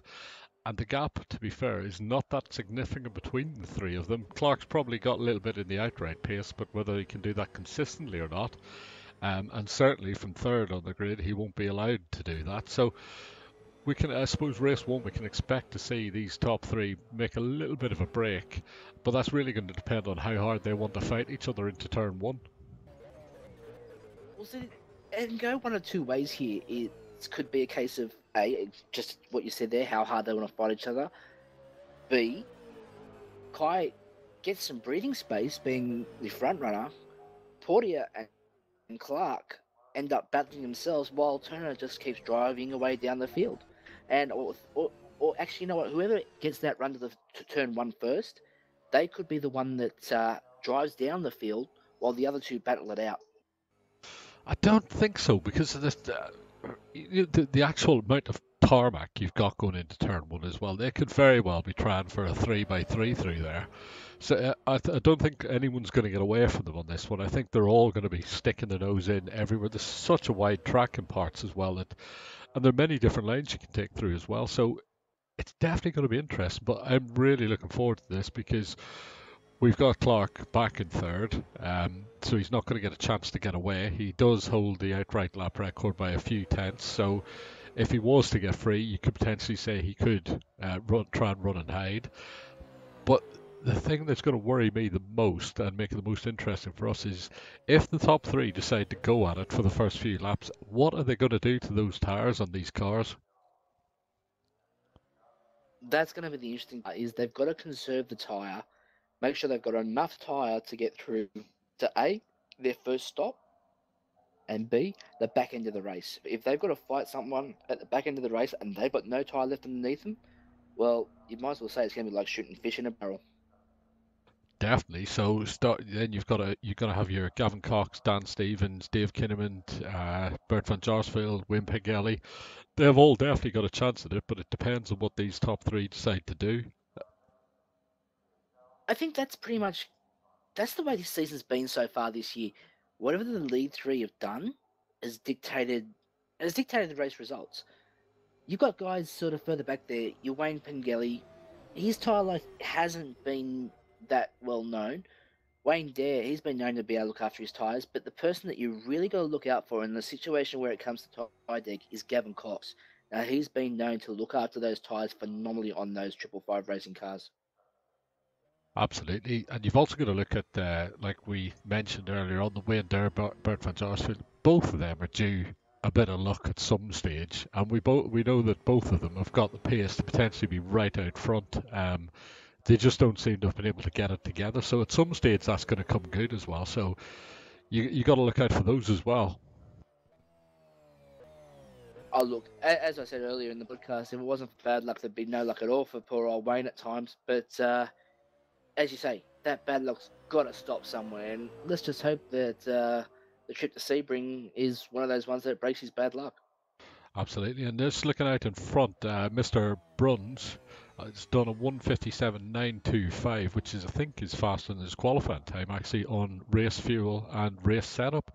And he's holding a 1.4 second gap over Stuart Poitier and his teammate in third.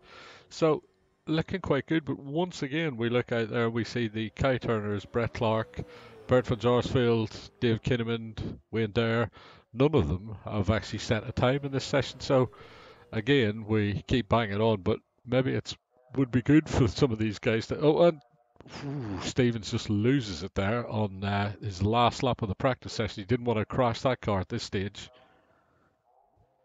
No, I don't think. Looking at their lap count there, Steve, I think it's more a case of they're going out, getting a feel for the car, and probably making any last-minute changes. Maybe a roll bar here or a damper change there. Yeah, but surely it's more beneficial to actually set a time so you know what kind of pace is in the car rather than parking it, unless they're trying to sandbag to lull Stewart or someone into a false sense of security for the start. Well, I know Brett Clark himself. He's one of those drivers that he won't set a time. You'll notice that he'll go out and he'll make a change, and then he'll virtually come straight back to the garage, escape back to the garage, back in the old days, and come back out. So it might take him about 5 visits to the track before he actually sets a time, because he knows what the car's doing just in the first 2 to 3 turns. Yeah, good point there. So all cars back in their garage now. So we're going to start the grid procession in a second or two. So Colin Bruns heads that session from Stuart Portier, Wim Pengelly, Dan Stevens, Darren Goosey in 5th, Thor Johnson 6th, Gavin Cox 7th, Ian Hannon 8th, Nick Wickler 9th, Daryl Bennett 10th. So these 10 set their best laps, although Daryl's is some 41 seconds off. So I imagine he's just testing a few things as well. So Thor Johnson parks up last. We're getting ready for the race. So for viewers new to this, there is a drive out of the pits to the grid, and they will start from the grid. So there's a 4-minute window for them to get out and get on the grid. So they can also make any changes if they need and get back into the pits and back out if needed. And there we go. The first of the cars are making their way to the exit of pits. So we got the 46 car of Bert van Jaarsveld heading to the exit. Now, Steve, is there any advantage to going out first or last in this situation? I don't think there's much advantage, because everybody's brakes and tyres are going to have cooled down anyway by the time they've sat on the grid. Maybe if you're the very, very last car to turn up, you can have a little bit more temperature in your brakes and tyres, but it's negligible whether it's much of a benefit or not. And what about sitting there idling with the fuel burn? Well, you've got to switch your engine off on the grid. A lot of guys haven't thought about that. I know early on you hear them, oh, I forgot to map a button for the ignition, so it gets very, very hairy, especially in the race last weekend at the fortnight at Mid-Ohio, where fuel was critical. Yeah, it's not as critical here. Interestingly, have you got any idea on the fuel number? You're looking at about 5 litres a lap here, Steve. 5 litres a lap. Let's see if we can grab in-car with our reigning series champion Dan Stevens on the way to the grid. Dan, Steve in the booth. How are you fixed for the race? Yeah, pretty good, mate. Pretty steady setup for around here. I used my race setup during quali for some stupid reason, but I got a good time out of it. Yeah, it's not too bad. If that's your race pace, you're looking pretty good. Yeah. So hopefully, but that was with half a tank of fuel too. So hopefully we do well in the race. Excellent. Good luck. We'll speak to you later. Cheers, mate. Thank you. Bert, Steve in the booth. Just seeing you coming up to the grid now. How are you looking for the race? Hey, how's it, Steve? Hoping for the best. Good. How's the car behaving? How's it looking on long runs? It looks good. Yeah, it looks fine. Excellent. Good luck, and hopefully we speak to you later. All right. Thanks, Steve.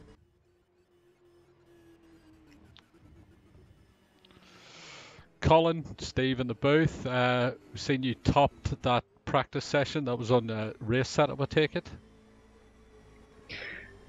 Correct, mate. Yeah, I sort of used it a bit earlier, but I didn't. So you're feeling confident for the race? Not too bad, mate. The car definitely with a bit more juice in it. Was a lot more stable, so I should have done that for qualifier. But yeah, I'm pretty confident at the moment. Just want to keep it on the track. Bit of a kick in the nuts there for losing out into the top 10 to Ian at the last minute. Yeah, I was watching it closely. I couldn't believe it. Absolutely. Good luck for the race, Colin. Hopefully we'll speak to you after. Cheers, buddy. Ian, Steve in the comms. How are you looking for the race?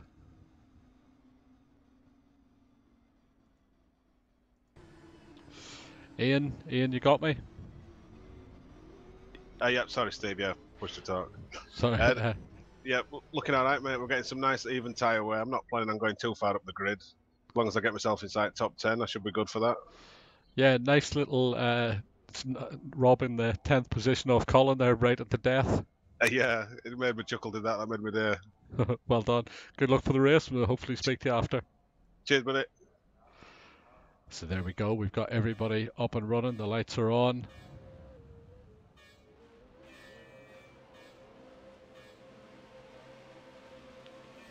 Turner's got the jump. Great. Good jump. And looks like Clark is going with him as well. So they've both got the inside for turn one. And what did I tell you? They're going to make a 3 wide through here. Poitier is going to sweep in from the outside as well. Clark's had to get out of that one from the looks of it as well. We've got Pengelly bothering Clark right away into the first series of corners. Thinks about making a move, but traps back in again. So Turner is off and running, but all of the action looks like it's coming from the Pengelly Clark. So he's in the SRT sandwich at the moment with Dan Stevens in 6th position. So good start from everybody there at this point.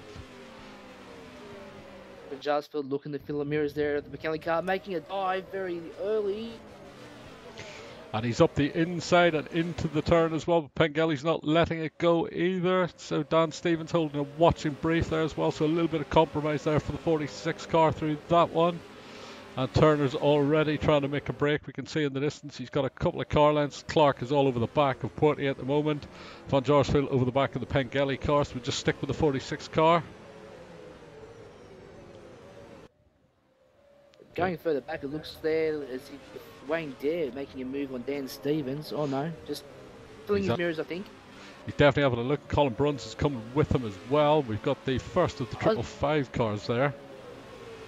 Bruns from 11th, 8th, so he's the first of the big movers. Definitely, and big movers going backwards is Dave Kinnaman in 9th and 10th. Gavin Cox, Ian Hannon has dropped back to 13th position. So all to play for still, so the top 3 are still within a second of each other as we head down towards turn 17. It looks like Poitier got an awesome exit out of that final corner heading towards 17 now, so it's the last of the late breakers into this corner. And he's looking to make a move actually that early, so Kai Turner's carrying a lot of speed through there as well, so let's see how it shakes out on the exit. Brett Clark looking for the inside on the background on Stuart Poitier. So that sorted them out a little bit. I think Poitier got a little bit too close to Clark Turner. to a move. No, just filling the mirror.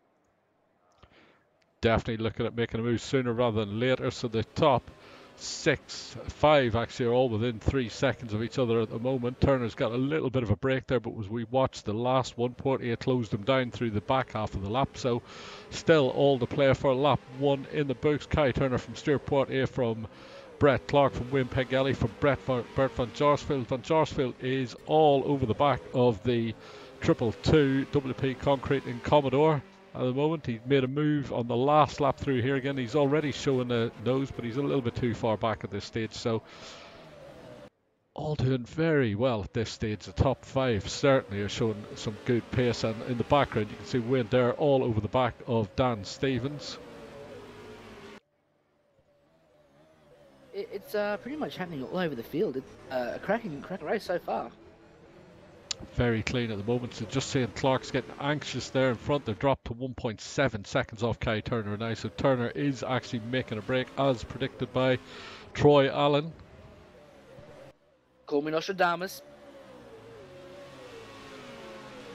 Clark's looking anxious to get on with it. So this is the part where Poitier closed Kai right down on the last lap again. So it'd be interesting to see how they go through this section as well. Brett Clark running a little bit off the apex there as well. So Pengelly's not letting them go either.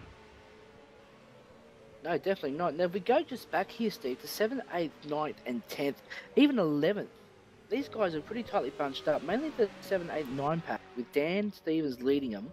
You got Wayne Dare right underneath the rear wing of that. Then you got Mr. Burns, aka Colin Bruns, underneath there. And then you got Vin Jarsfield, I think. Sorry. It was Dave Kinnaman rounding him out. I'll tell you what, Turner really needs to look at that final sector. 1 second faster Stuart Poitier through that final sector than Kai Turner at that point. So he's brought it down to 0.6 seconds across the line, so he's catching back up again. So here we go again. Turner's going to try and escape through Sector 1 and Sector 2, but that's an enormous amount of time that Poitier is taking back through that final sector. Yeah, I think what you find, Steve, is probably trying to look after that front left tyre because that long sweeping hairpin, it murders that Clark front tyre, making a move. Clark making a move. Down the inside, turn in. Ooh, it's very tough to make a move through there as well. They've cost themselves a few tenths through there, but, you know, you've got to go for it. And that's what I said, Steve. It could be a case of these two in second and third get caught up in their own battle, while the driver in first place just drives his race and says, "See you later, boys." So 1.4 seconds of gap now, so let's watch Poitier through this final sector and see if he manages to snap back that time. And in the background, Pengelly is all over the 69 car as well. So what did we say about if he's able to unlock that? And a little bit of oversteer from a couple of the cars, Poitier included through there, so that's going to cost him, and has cost him 2 tenths at this point. So he's really going to have to be on it to get that gap back down through this section. Most definitely, and looking at the first two sectors, it's almost 1.3 seconds that Kai's just pulled back with a 44.2 as opposed to a 45.0 and a 31.0 as opposed to a 31.3. That is an angry looking pack behind now as well. You've got Pengelly right under the rear wing of the Volvo, under the rear wing of the Plus Fitness Holden as well. So coming through the final sector now, Turner is 1.8 seconds clear, and looks like he's matching the times of Poitier through there so far. So 42.6. We go back to Dare and Bruns battle. Bruns is all over the rear wing of Wayne Dare.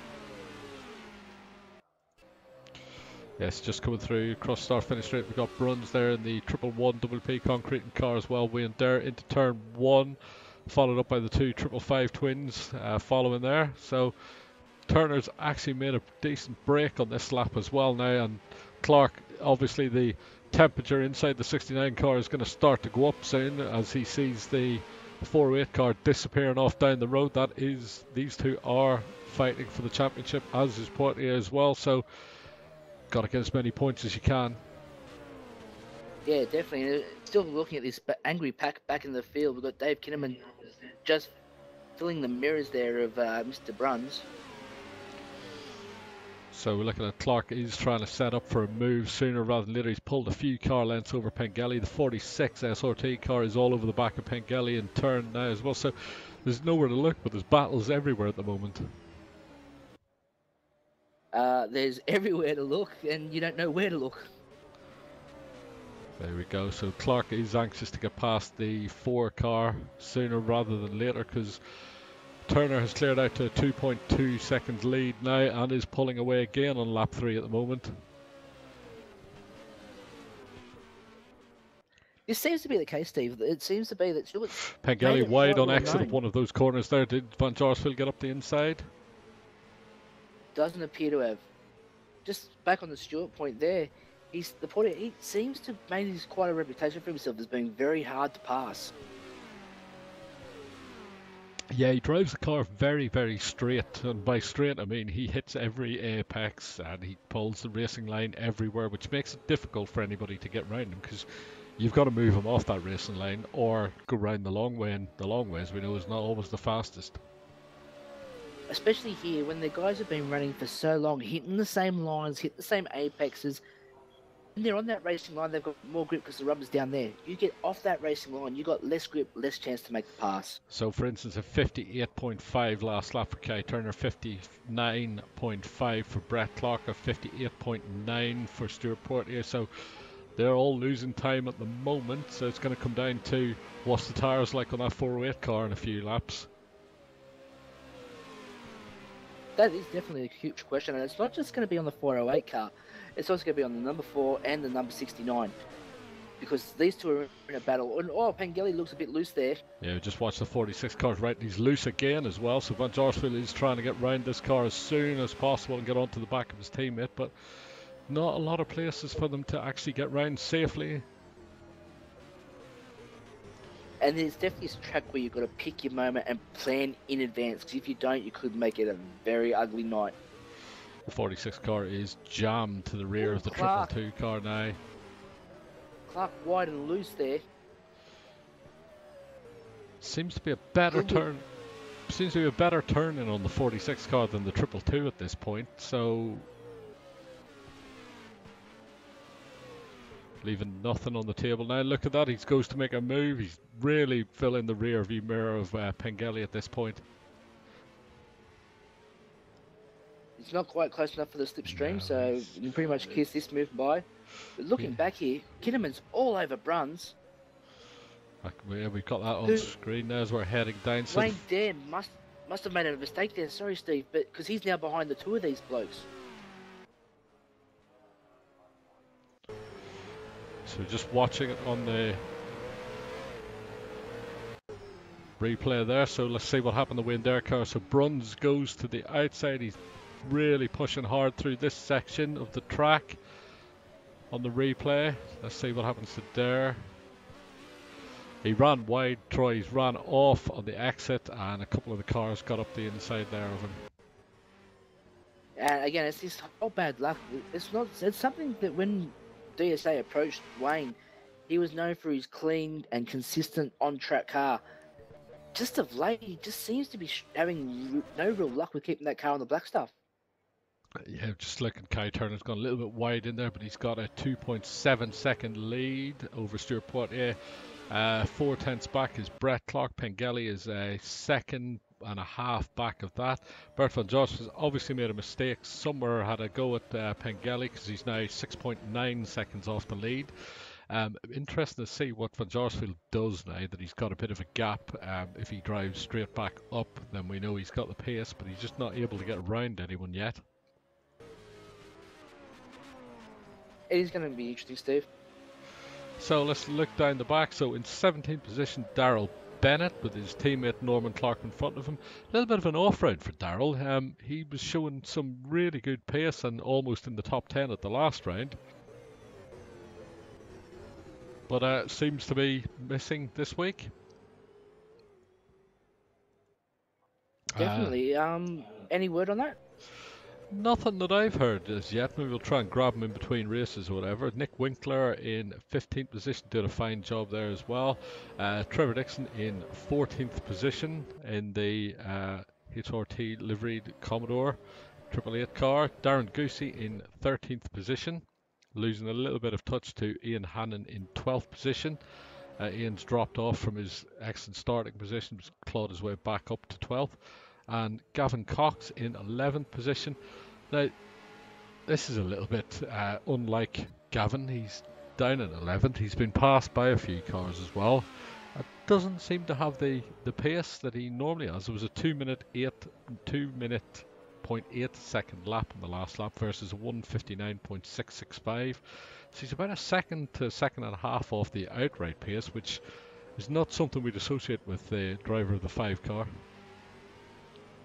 No, definitely not. He's obviously struggling with either the track or... I don't know, it's hard to say. You can't really say he struggles with setup because he never has. Yeah, a bit strange. And then Thor Johnson is up in 10th, and as we mentioned in the qualifying show, that Thor's been showing improvement every time he hits the track, and here we are. He's running nicely inside the top 10.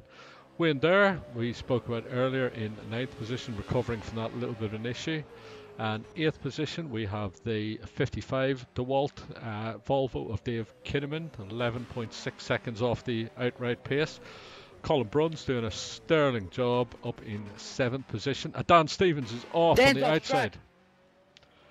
Reigning series champion Dan Stevens off track. Did he get back on okay? He did. Let's just have a look at that on the replay. So he's just gone a little bit hot in, has he, I think. So we're just coming up to it now. He's just clipped the grass. Unusual mistake to be made by Dan. Normally one of the most reliable and consistent drivers as well. So he's just clipped the grass on the inside there and it's took him right out. And he's down in 8th position now. And we're back up to 5th position. Bert van Jaarsveld in the 46 SRT car. He is driving right back up to Wayne Pengelly now. 158.7 last lap, 158.9 last lap for Pengelly. 58.3 fastest lap for Bert van Jaarsveld and a 58.5, so he's got a few tenths over Pengelly. And interestingly, I was going to say, interestingly for me, position 3 to 5 were strung out by about 5 seconds a lap or two ago, and guess what? They're all back together now. Yeah, it seems to be they're just maybe taking a little bit of time out of their tyres and just letting them have a cool down and have another crack at it a little bit later on. Okay, we're just hearing from some of our trackside reporters that Gavin Cox actually made a little bit of a mistake, so that's why he's down in that position. So he's actually trying to drive back up, and he is catching up to Thor Johnson now as well from the looks of it. So yeah, a little bit of an elastic band thing going on here if you discount Kai Turner, who's out 3.6 seconds out in the lead now. Doing a fine job just hitting his numbers at this stage, where these guys are running faster at the moment. They're about half a second faster in the last lap. But these 3-4 cars are coming back together from second down to 5th. They're covered by a couple of seconds. So as you say Troy, maybe they're just thinking a little bit about the tyres and just letting the car come to them a little bit more. Yeah, definitely. But looking at one of the previous lap times there, Brett Clark ran into the 2 minutes and Portier into the 1:59s. So I don't know if these two are starting to sort of maybe taking a bite out of each other's tyres or what it is. And they just had to let him cool out for a little bit and then have another crack and try and pull in Kai. Yeah, I would suggest at this stage that Kai's pretty much gone unless he does something to himself. But this battle is not over by any stretch of imagination. We're only 8 laps out of 30 in the books, and 158.4 for Kai, so he stood on it again for that lap after a slow previous lap.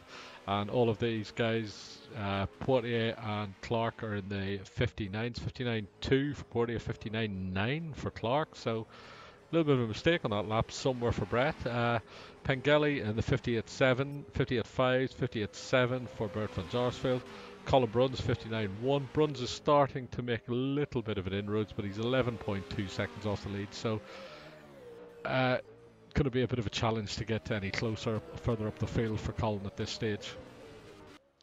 Oh, look, if he just keeps hitting these numbers, he might make an impact there, especially with the way that the Van Jaarsveld car is driving at the moment and getting himself entangled in battles and could be slowing himself down. But I tell you what, it's a strong showing from the ASR boys here. 2 cars inside the top 6. Absolutely. So moving down to a crucial position now, 10th position, the battle for 10th.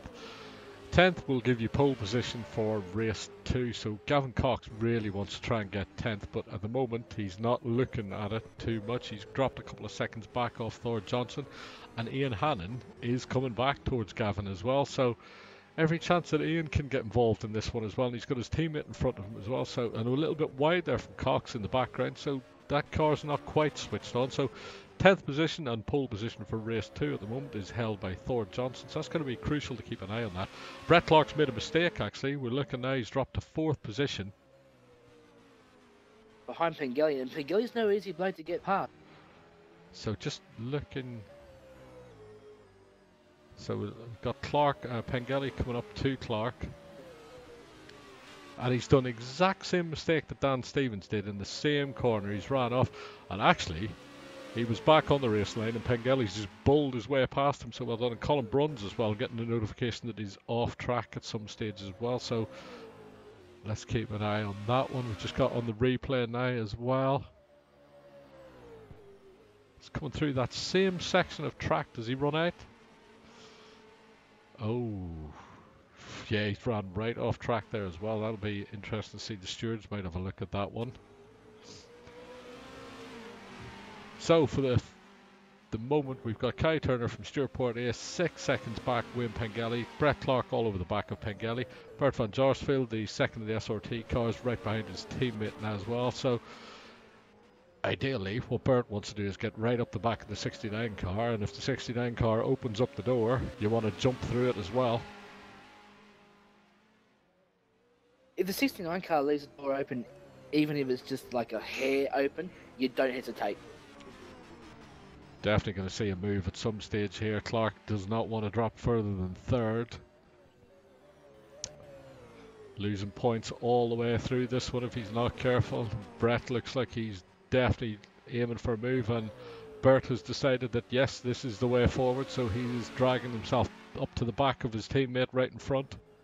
Wants to be as close as possible. So nice entry there from Clark. Pengelly a little bit wide on the entry as well, so he's obviously going to try and set him up through here. The 46 is right on the back of the 69 now as well, so they want to try and get a pull right into the final corner. That will open it up nicely for both of them, but they're not close enough at this point. Definitely no shortage of straight line speed in the ASR car. No, not at all. So he's got it through here nicely. And look at that. Clark has got a bit of grind through the final corner. Not close enough to make a move into turn one, but I'm sure he'll try and fill the mirrors as much as possible. So that should free up Portier to go after Kai Turner now. So let's see if he's making any inroads into it. So they've ran almost an identical lap on the last lap, first and second position. So nothing to be seen there yet. So the real battle at the moment is for third position. Brett Clark trying to get all over the back of Wayne Pengelly. He's either going to force him into a mistake or dive. Now knowing Brett, he'll probably move right, dive it down the inside. Very difficult to make the move there. As I say, ideally they want to try and drag Pengelly up the back straight and make a move into turn 17, and both cars could potentially get through there. Yeah, the thing is getting that other car to come up with you as well.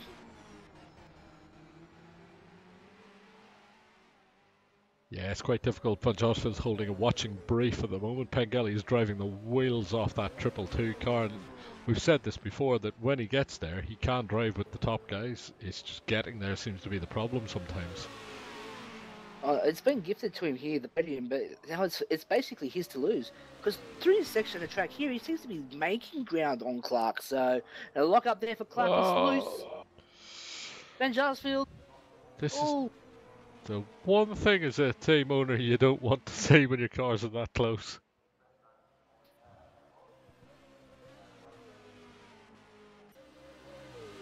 I think Bert should probably make a move anytime soon from the looks of it. And that one, any more mistakes and he will be down the inside.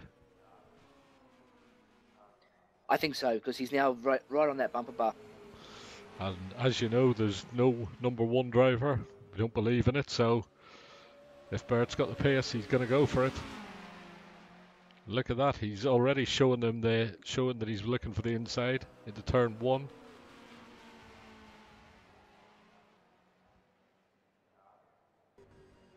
And to not have a number one driver, it really does help the dynamic of the team, whereas no one feels that the others given preferential treatment. Until the fall out, but hopefully that doesn't happen. So 11 laps in the book. Kai Turner holding the same sort of lead, about a 3.1, 3.2 second gap over Stuart Portier. Portier not able to make any inroads, getting a couple of tenths here and there, but he's got to go some to get that rein that lead back in. It seems to be the case, Steve, is when Portier makes those couple of tenths up, the very next lap he loses those couple of tenths. So you could almost say that Turner's really he's monitoring, he's driving Brett Clark like almost. He is, but we've got to see how it shakes out at the end with tire life. So 11 out of 30 in the book, so we're just over a third distance, 2/3 still to go. And look at Clark, he's now got back up on Pengelly through that section as well. And we have seen Pengelly is driving the wheels off this, but is he taking too much out of those tires? Well, we're not seeing the witness marks left behind on track. Not yet, we're not, and we know the Pengelly's a hard nut to crack at the best of times, and I have seen this exact same battle evolve in the Seat Leon Championship with Clark and Pengelly. Pengelly actually passed Clark on track and kept him behind him and won the race. So there is previous from this, but look at this through the entry of 17. Clark is really murdering the tires through there. He's going for it on this lap. Yeah, he's gone to the pits. boxing. That's potentially a good move. He's decided to take himself out of the traffic and try and get the undercut. So 69 car, first of the lead cars to pit. So hopefully that's a strategy move and not my tires are stuffed move. Now this is an interesting call here, Steve. He's going to have to put more fuel in, so he's going to be stationary longer. So it's going to be an interesting strategy. Depends on what he started with, though, isn't it? If he put a lot of fuel in to stabilise the rear of that car, it could be he's going to come out somewhere around 13th, 14th. Dan Stevens, who is also pitted, that we missed actually, so he's come out. Is he coming out in front of Stevens? He should do. Stays well out to the side of that pit line, blend line, so he's in. That's the 51 car in front, so yes, he is in front of Dan Stevens. So interesting to watch his lap time, so we'll keep an eye on that now. So meanwhile, back up front, Kai Turner is 2.9 seconds ahead of Stuart Poitier. So if Clark has made a strategy move, it'd be interesting to see if anybody follows him, but it's a long way to go from here to get home on a set of tyres. And not just a set of tyres, a set of soft tyres. Exactly, but as we've mentioned many, many times before, if anybody can do it, Brett Clark seems to be able to do it. Yeah, he does, but he hasn't been as prominent this time around, Steve. There's been other drivers that he just seems to not have that tyre at the end. He seems to be struggling almost to conserve it. So Stuart Poitier has lost a little bit of ground on this lap as well. For the looks of it, he's back. He had it down to 2.9 seconds, but he's gone back out to 3.3 seconds at the moment. So just got Stuart on screen now as he's heading down the start-finish straight. Can still see Kai Turner ahead of him at this point, so knows what he's aiming at. So 59.2 for Stuart on that lap versus 58.8. Stuart was in the 58, so he's made a little bit of a mistake somewhere on that lap. Pengelly in third position, 8.66 seconds back, and I bet you he's breathing a sigh of relief right about now. Well, when you haven't got Brett Clark breathing down your neck, it definitely lightens the load a bit. So a 2:05.186 for Clark on that lap, including the pit stop. So we'll just monitor that lap time and see what happens versus the rest of the guys.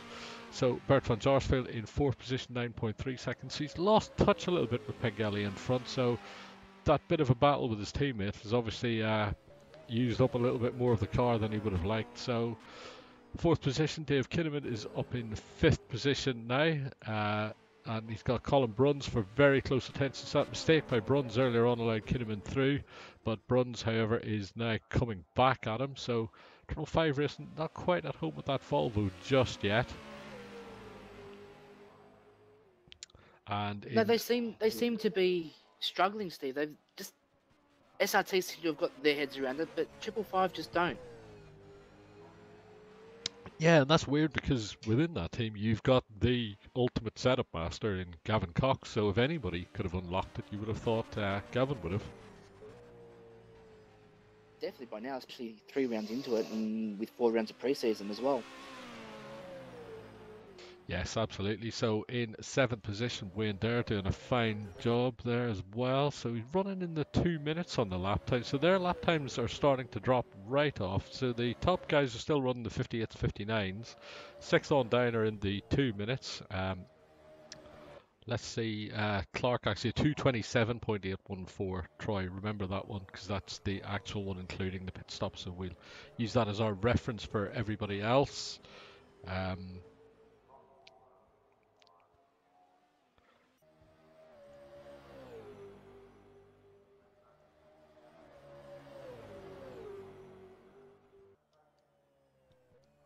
No sign of the top guys, the rest of the top 3 looking to stop anytime soon. So The gap is remaining at about 3.1 seconds at the moment. So we've got Thor Johnson diving for the pits now. His teammate was just coming up on him as well. So Brett Clark is down in 10th position. Let's see what this lap time is going to be. His first lap out of brand new tyres. Clear track ahead of him. 157.159, fastest lap of the race. By some margin as well. That's interesting. Is he going to burn these tyres out? He's got a long way to go, Steve. He does. We've got over half the race to go, so 16 laps remaining at this stage, so there's a long way to go, but he's clearly looking to get the undercut and get out in front of a couple of the cars, because I would reckon he'll think it's too hard to pass, so he needs to get in front now. I think that's definitely the mindset he's got, because he was having troubles getting past the Pengelly car and probably made the decision late there in that stint to say, you know what, I'll just jump in the pits now and try and undercut. Okay, so I'll put my statistician's head on, if I can speak properly. If you look at that lap alone, Clark has taken over 2.5 seconds out of Kai Turner. If we use Kai as the reference point, so he's taken 2.5 seconds out of him. If the pit stops are of a similar time, that really is going to hurt at the end of the race when Kai comes out, and it's going to give us one hell of a battle. Oh, it definitely is, but I really don't like how much his tyre he's going to use. And again, every 3 litres of extra fuel Kai Turner in the pits that Clark has had to put on means another second he sat stationary, so it could eliminate the gain there. Turner's actually gone to eliminate the overlap nice and early, which is probably what I would have done myself. You see him taking that amount of time out, dive for the pits, then then you come out in front still, so he didn't get enough time out of him. I wouldn't suspect. And Vajarsfeld did it as well. Yeah,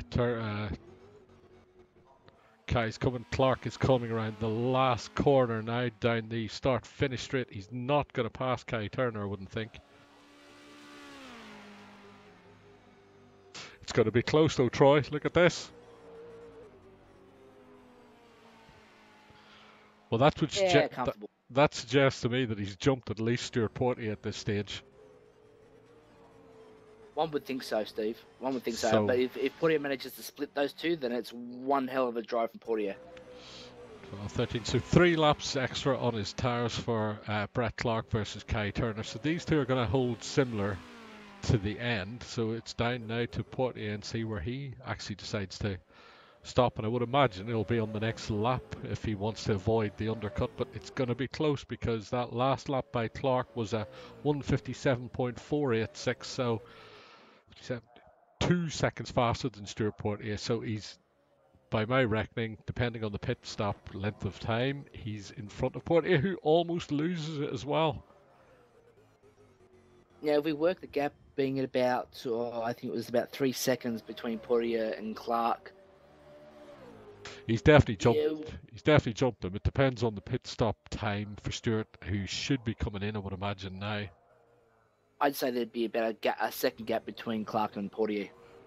Yeah, Portier's straight in now, so good choice there, but he might be a lap too late, unfortunately. So let's monitor the where Brett Clark is on track now. So he's coming onto the back straight right now. So we've got Kai Turner in front, Ian Hannon about to be lap traffic as well, coming into the final corner. That could actually cost Kai Turner coming through here, because he's not going to get past him before the corner. So here we go. You monitor the pits there, Troy. Is Portier moving yet? No, he's still stationary. Still stationary. Clark's on the start-finish straight now. He's moving now. Kai Turner's coming. Clark crosses the start-finish line too. Clear of the speed limit, and Clark's just made the pass. Yeah, I thought he would. He's going to be a little bit in front there. So a 2:29.167 for Kai Turner in the pits versus the 2:27. So a couple of seconds made up in the pits there as well. So SRT on it, but DSA didn't have to worry. They needed to be safe and sure to get their man back out in front. Yeah, it was more a safety stop there than a speed stop. We just made sure that all the boxes were ticked. And 2 second gap from Clark to Portier, so my maths weren't far off. So, no, they're right there.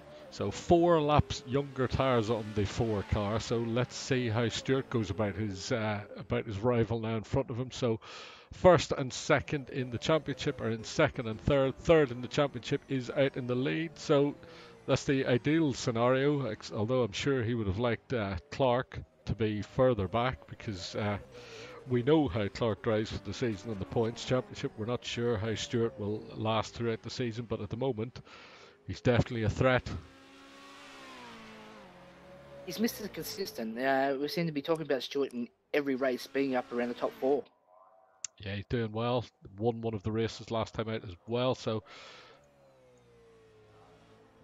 Dave Kinnaman is in the lead, yet to stop, 13 seconds ahead of Kai Turner. So I'd imagine we'll see Dave heading for the pits anytime shortly. 16 laps in the books. And as we say, there he goes, he aims for the pits. So Kai Turner will resume the lead. Pengelly in 5th position from Dan Stevens. So Dan's early stop appears to be working out at the moment, although the 46 car is jammed on the rear wing of it. So look at this, Troy, heading into the final corner. Bert van Jaarsveld on a lot younger tyres than the number 1 car, moves to the right hand side for 17. It's going to force Dan wide unless he streaks across. He did as well. Just chopped the nose off the 46 car there as well, so Bert's going to have to work for it, and he's ran wide on the exit. Ran wide. Where's van Jaarsveld? He's in front. Oh, what a pass through there, Dan. Obviously carried a lot of speed through there. Tyre life's not quite what he needed. And he's back up the inside in turn 1 as well. And they've hit. And they've made contact. Oh, big hit for Stevens. Big lose for Stevens. Front splitter is gone. Van Jaarsveld's still not back in straight as well, so... What did we say about bad luck? Okay, so let's get that again. If it wasn't for that.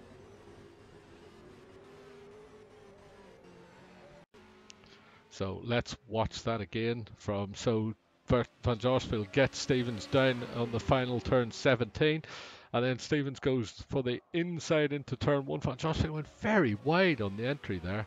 And did Stevens drift across? Let's see if we can get the onboard camera for that. So we're on the nose of the number 1 car as well, heading down towards turn 1. So we're going to swing to the inside. The 46 car will stay to the outside. Yeah. It's hard to say there, Steve. I don't know if it's a combination. I think it might be a combination of Dan letting it flow a little bit out and Van Jaarsveld cutting across. Well, we're just on the nose cam now of the number 1 car, heading down the start-finish straight. So we're going to turn in left now. Yeah, you can... I'm not going to call it that it's anybody's fault, but you can clearly see the 1 car sort of drifts across a little bit. Just you can see the line on the inside, and the 1 car moves slightly away from it, and the 46 car is already there. So they're back at it again, so they haven't given up. And here we go again. Look down the into turn 17, so we're going to get a repeat of the move from the last time. So 46 goes to the inside, 1 car blocks, 1 car runs wide, 46 down. 1 car's got to be in the pits anyway, Steve. Yeah, he looks like a suffered time. Wayne Dare is there to take advantage as well. So 1 car, Dan Stevens, unfortunately loses that one out. So he's lost the front splitter and he's chosen to stay out. Yeah, I think his front splitter is gone, so he'll have to head to the pits at some stage there. So that's a little bit unfortunate. It's still sitting there at turn 1, Steve. Yeah, a little bit unfortunate for Dan there. That car would be having massive amounts of understeer. So Portier is right on the back of the 46. The gap seems to have blown out to 4 seconds. Yeah, the 69 car looks like it's struggled a little bit with tyre life. The 4 car has got right up to the back of it now as well, so these two are going to go at it. But that's the thing with Sebring. It's such a wide track, and we mentioned before the start of the race, the turn 1 was going to be a nightmare off the start because there's so many different lines you can take through there as well, and that was a clear example of it. Dan on the inside, Bert taking the wide sweeping line in as well, and unfortunately it did just look like the 1 car drifted out a little bit, which to be fair is a racing incident because you know your grip limited on the tight apex anyway, so it's not actually a driver mistake. It's more of it's a racing incident. No, that's right. You're exactly right there, Steve. That they seem to be a little bit understeered with almost the aggression of Jarvis coming around the outside or holding his line around the outside, which caused the contact. Yeah, I think to be fair, they both expected to get through there side by side, and probably both of them were caught out by that little bit of understeer on the one car. But that's all it takes, unfortunately, and it's just where he clipped him as well. It clipped the left rear, which obviously unloads the driven wheels and spins the car around. And Dan, unfortunately, takes another hit in another race. So, and Bert as well, another hit in another race. So, those two, they've got to stop walking under ladders, kicking the black cat, and whatever else they did before the race. And probably stop smashing those mirrors. Definitely, it looks like they're suckered for the whole season, the way things are going for those guys at the moment. But I tell you what, who am I impressed with the most at the moment? And it's got to be the car in 5th position, Kinnaman. Left it very late to pit, led a couple of laps, and here he is, pops out in 5th, so he's made a good 5 positions up there as well, and is well clear of Colin Bruns, who he was battling with tooth and nail when we came to it earlier. And he's made good his escape, so he's 26 seconds off the lead. Youngest tires on the track at the moment, and behind him is Trevor Dixon, who's yet to make a pit stop. Trevor's doing a phenomenal job on those soft tires the last 20 laps of Sebring. Yeah, definitely. We know that these tires after 15 laps aren't exactly saying, hello, we're still here. There's Bruns going for the inside at the moment, but he's not going to make it. And Van Jarsfield is recovering in 8th position. Can't see any damage on that Volvo. Looks like he's good to go to the end. Unless that spin took a little bit extra out of the tires. So down in 8th position at the moment, but should jump up one when Trevor Dixon pits. Portier and Clark. Portier almost making a move into 17 there. But yeah, we'll jump back up there. So 20 laps about to go in the books as well. Kai Turner 4.5 seconds ahead of the 69 car. And the 4 car is looking for a way past, so let's see how Stewart goes about this one. Is that a lap car coming out of the pit? Stays well out of the way. Good driving, Nick Winkler.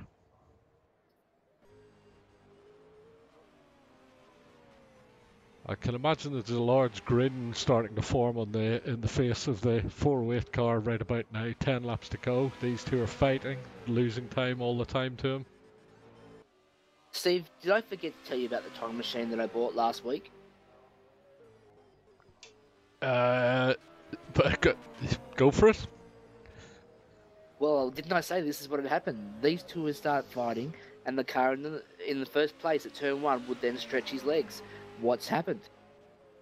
Exactly, and I suppose it shows a little bit of the inexperience. I suppose inexperience is a bad word, but you know what I mean. The lack of experience that the 4 car has over the pit stop strategies as well, and running as a single car team as well. You don't get the extra information as well. He probably should have pitted a little bit earlier, especially when Kai pitted. He's probably done it the lap after that or on that lap.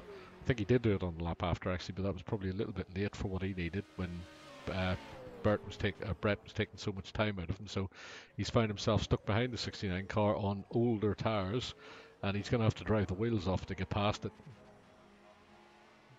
Exactly right, and he'll get a run on him here, which he has. He's in the slipstream, so it could be interesting to watch here. Just jump on board with the 4.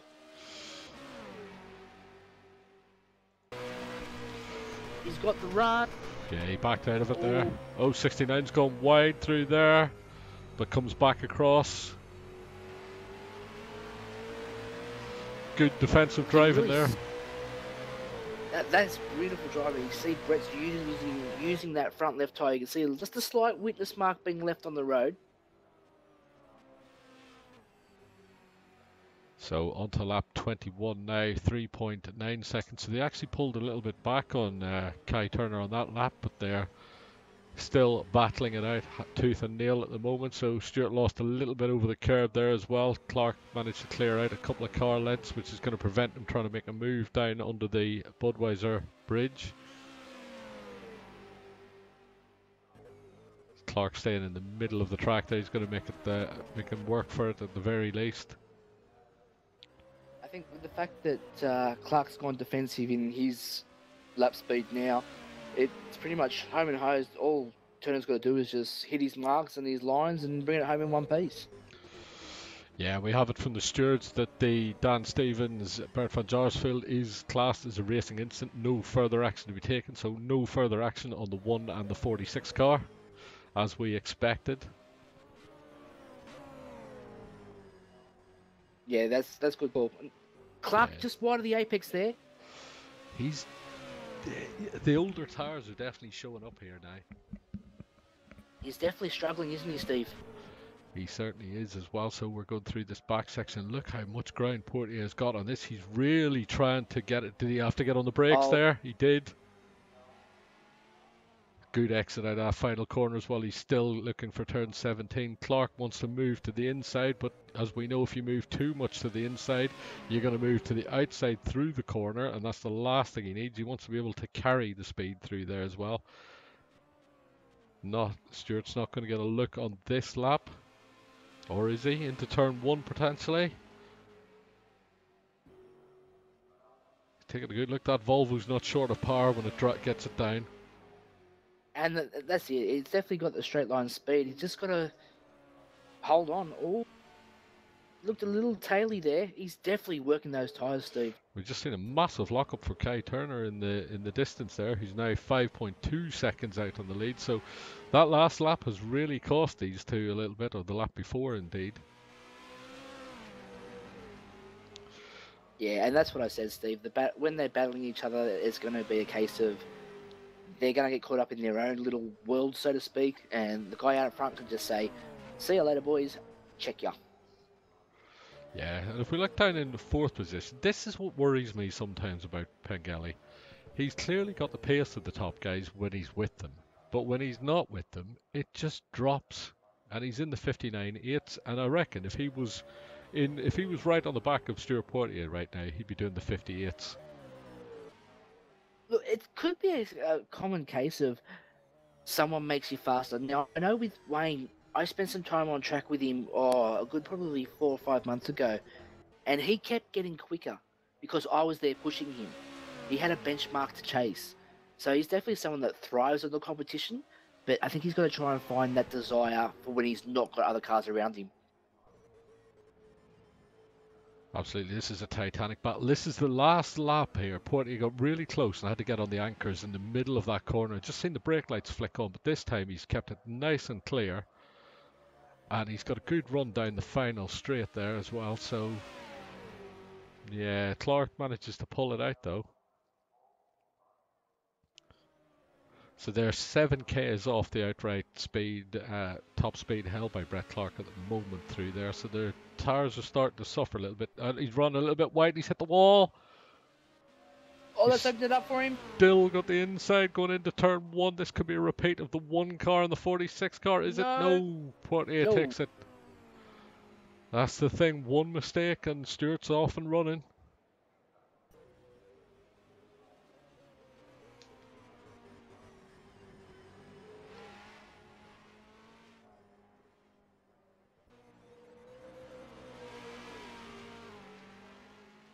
Now let's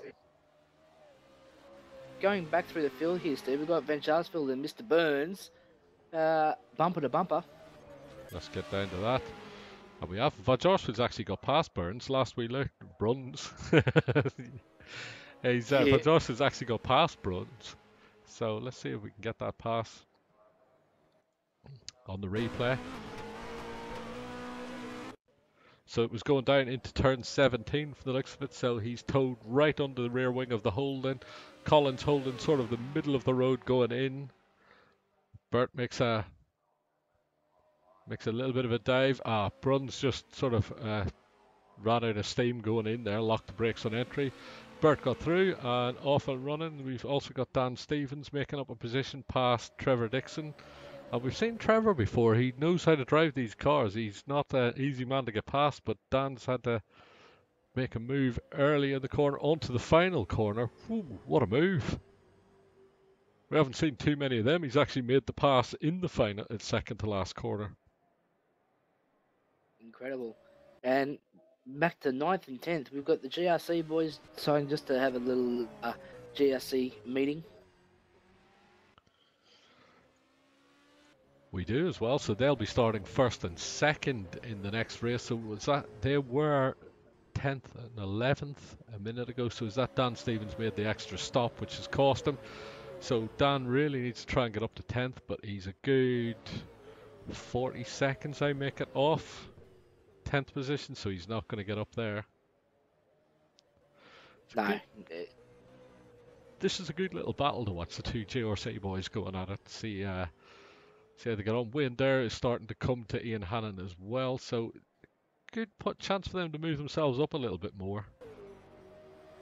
Yeah, it definitely is. I mean, sometimes that's the best way to do it, is to pair up with your teammate and together just pick your way through the field. So just looking down from the bottom up, so in 17th position is our roving media reporter Nick Winkler in the Winkler electrical car, doing a fine job in 17th. Nick obviously in a single car team as well, so he has to do all the work himself, so he's doing a good job getting it together there. Daryl Bennett and spins. I'll shut up now. Daryl Bennett in 16th position, somewhat off his normal pace. He definitely showed an improvement in the last few rounds, but this track seems to have thrown him for a 6. So 16th position, the second of the Oranga cars, or the lead Oranga cars it is now, in the Norman Clark car. He still looks like he's got a fire on board there because the windows are all smoked up and he can't say anything, so hopefully he's getting on with it. Trevor Dixon doing a fine job in 14th position. The recovering Dan Stevens in 13th position. Now with front splitter attached, and he's really pushing it there as well. He's just ran all the way across that curb as we've come to him. Gavin Cox being... I think, Steve, just stop you there for a sec. Weren't we saying the same thing around this time last season for Stevens? Yeah, we were. It looks like he's read the same script again, so he needs to catch a bit of a break, and he needs to catch it soon, though. 12th position, the rather anonymous for this race, Gavin Cox, unfortunately, so not quite sure what's wrong with Gavin there, so we'll try and grab him between races and see what's actually the issue is. He's struggling a little bit there. Darren Goosey doing a phenomenal job in 11th position and the lead of the Black Steel Racing cars in the 51 Castrol Holden Commodore, doing a phenomenal job in 11th. Thor Johnson in 10th position holds a really nice gap over the 51 car now, cementing his position for pole position start for the next race. Ian Hannon in 9th position is now catching Wayne there, as we suspected. Wayne in 8th position, so a little bit of a struggle again for Wayne. Yeah, it just doesn't seem to have gelled again.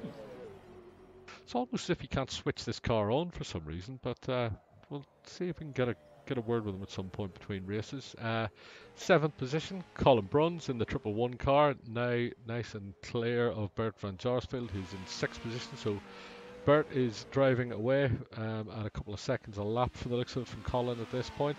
Dave Kinnaman, as we said, doing a fine job in 5th position, pretty much biggest mover of the day, took advantage of decent pit strategy as well, get himself out into a nice piece of track in 5th. Wim Pengelly dropping back still in 4th position, 15 seconds off the lead. Brett Clark, following that mistake, is now 8.6 seconds off the lead, and I'll bet you that car is crying for new tyres. Especially that front left, Steve. I would say so, and we've got Stuart Portier in 2nd position, not able to make any inroads whatsoever onto Kai Turner at the moment. He's 5.6 seconds off the lead, and the most anonymous man on track is Kai Turner, who has led pretty much every lap apart from the little bit during the pit stops, doing a really un-Kai-like job. If I'm being honest, he's hitting every mark, doesn't look ragged, turning in the lap times, and is doing a fantastic job. Yeah, I tell you what, if you're a sponsor on the DSA car with Drift School Australia and DCC Transport, you're not getting much airtime because not much has happened to him. Exactly, and sometimes that's the way you want it, because you know he's out in front and gonna take the win with a bit of luck. So 4 laps to go. Car's looking nice and clean. Tyres life should be pretty good. Yeah, look, he's driving very straight, Steve. It's good to see that. I've drilled it in the Kai this week in the last fortnight. I want a lot of time spent on track. Just focus yourself, get some race runs under your belt, hit your marks, and it's paid off.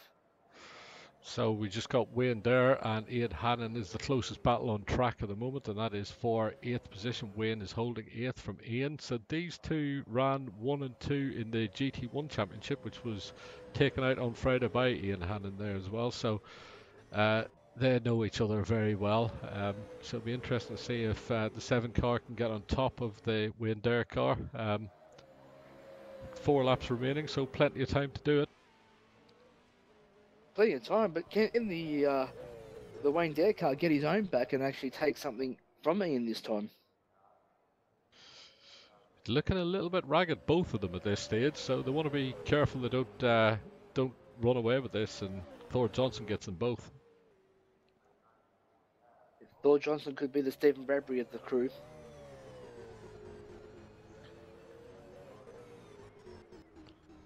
So Kai Turner should be heading on to his 27th lap any minute now. There he goes.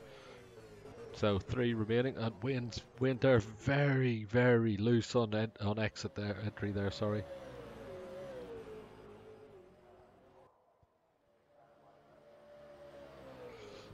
Oh, He seems to be dropping back a little bit. And one of our regular viewers there suspects Kai will run out of fuel on the last lap. I take it that's because of the bad luck he's had all year. You checked for leaks in that tank? We did check for leaks, and we found that there were none last week. We'll see how this goes. So 5.6 seconds the gap to Stuart Portier now. Just watching the closest battle on track, as we say. However, just looking ahead a little bit, looks like Mr. Bruns has been catching the 46 car again, so maybe this one's not done yet. Maybe it's not, but I'll just let McIntosh know. Thanks for your confidence and that in us, mate, but we overfilled the car this time round. Excellent. So Turner from Portier, from Clark, from Pengelly, Kinnaman, Van Jorsfield, Bruns, Dare, Hannon, Johnson, Goosey, Cox, Stevens, Dixon, Clark, and Bennett. Nick Winkler in 17th position. So just looking down, the only driver to take 2 stops is Dan Stevens, so obviously that was damage-induced second stop as well, but he's not been able to make much ground back up after that. No, sometimes just that fresh rubber under a car can completely change it and the balance the way it is. So maybe that's what's happened, and yeah. Yeah, a bit of a lonely race there for our Rating Series champion again. Unfortunately, he's just really not having the luck, so he's going to take a bit of a hit on the points with this one.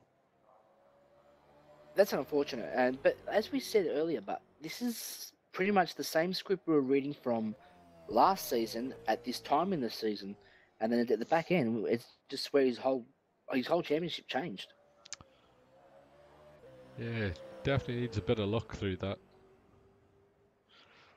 So just looking out in front, and Kai Turner's dropped a couple of tenths on this lap to Stuart Portier. So 59.3 versus 58.6 for Portier. So I reckon Kai's just starting to wind it down nicely now. Yeah, obviously he's just concentrating on bringing the car home in one piece. Yeah, clearly needs to get this home and safe. So 2 laps remaining. Turner from Portier, from Clark, from Pengelly, Kinnaman, Van Jorsfield, Bruns, Dare, Hannon, and Johnson. So Hannon and Dare are within tenths of each other at the moment. Look at this into turn 1. A little bit of a lock-up on the rear there for Wayne Dare through that one. It's not just there, Steve. It's even the Bruns and Van Jorsfield battle. So just keep an eye on this one. Looks I like must say, Steve, go on ahead. Compared to what we had at Eastern Creek, the quality of the driving has come along in leaps and bounds. At least they're not punting each other off the road. Yes, definitely.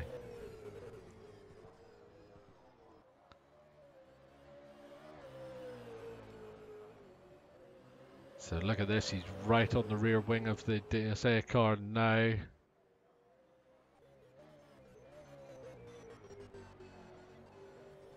Oh, on the move. Out. That's what they call. I believe that's what they call a motorbike racing, a block pass. Wow, that's a ballsy move.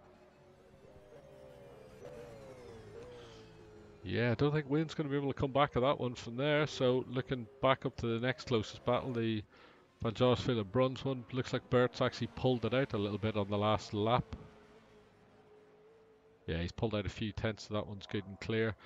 Portier is now 3.9 seconds off Kai, who's on his last lap. So final lap of the race, going for the win. Yes, I do believe I should start making my way down to the podium for the champagne.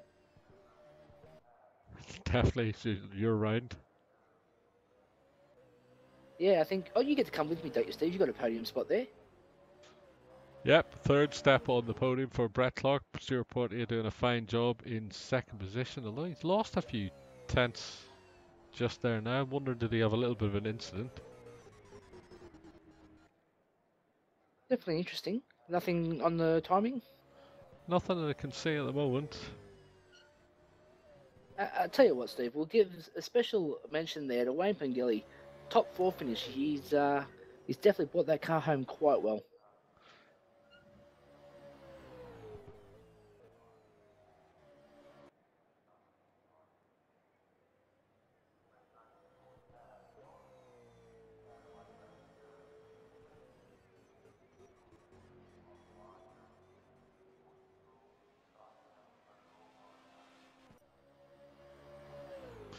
So coming into the final turn 17 for the last time on this race, Kai Turner going for the win. Should be a nice win. Perfect textbook performance, pole position, and drove off in the distance. I think you predicted it at the start, didn't you, Troy? I did say it. I did say it was going to happen.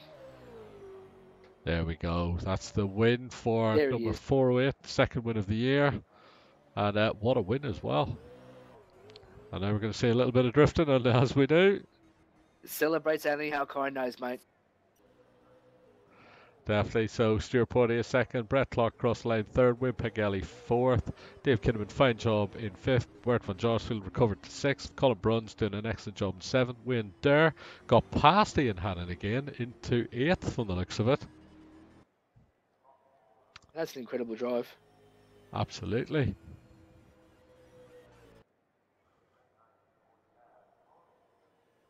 Still not over, but I think it might be. They're coming down into 17 now.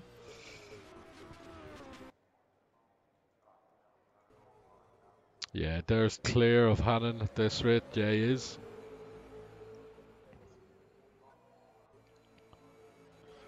So, 8th for Darren, 9th for Hannon, and 10th on pole position for Thor Johnson for race 2. So Thor will be happy. He started off pole or towards the front in mid-Ohio and made a little bit of a mistake, which unfortunately caught out Gavin Cox as well. So he'll be hoping for a better start from that one.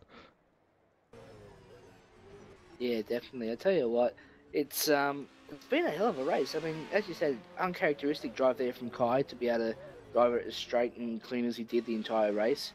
One hell of a drive there from Portier. He's driven the absolute tires off that thing.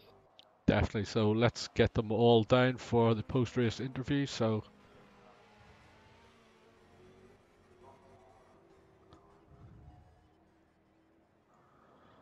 welcome to our top 3 to the post-race interview. Kai Turner first position, Stuart Portier second, and Brett Clark in third. Brett, we'll just come to you first. A little bit of a ragged race to say the least. Good move with the undercut, but you weren't able to keep him keep him behind.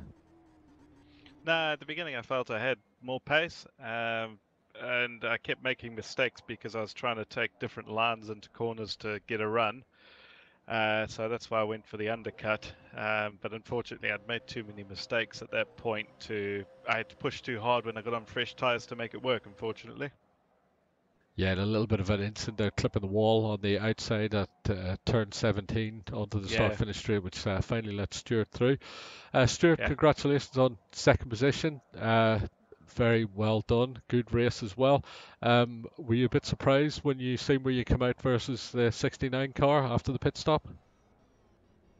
Yeah, I was, Steve. I did have a bad in lap going in, so that I sort of half expected it. Good, but I think you were glad when you were able to get up the inside onto the start-finish straight. Sorry, I missed that, Steve. What was that? I think that you were happy when you were able to get past on the start-finish straight and get off into second position. Oh yeah, I was really enjoying that battle with Brett there. It was really good, and he just made a little slip up, and it allowed me to get past. Congratulations, well done. Kai, come to you on the win. That's pretty much a textbook performance. Pole position, led the most laps, and take the win nice and comfortably. Was that how it was for you? Yeah, mate, it was. I knew I had to get a good start to get out ahead of Brett and Stuart there. I knew they were in a battle, so I started pushing those early laps, and yeah, it just fell into my hands. Okay, so I suppose the next question for all three of you really is, from what we've seen in race one, it looks like an absolute nightmare to try and pass cleanly round here. Obviously, with just the top 10 being reversed, you get to the fast guys straight away. So does that change your thinking, or are you just going to try and make as many moves as soon as possible? I'll answer that first. For me, it's going to be a setup change to get up further forward. Stuart? For me, I did no passing that race, so I'm going to have to take it easy, I think. Okay. What about you, Stuart? What's your thoughts on trying to get through the top 10? I think I'll just sit back for the first couple of laps, see how it folds out. Excellent. Well done, guys, and hopefully we'll speak to you after race 2. Congratulations, Kai and Stuart and Thanks, Brett. mate. Thanks, mate. Steve.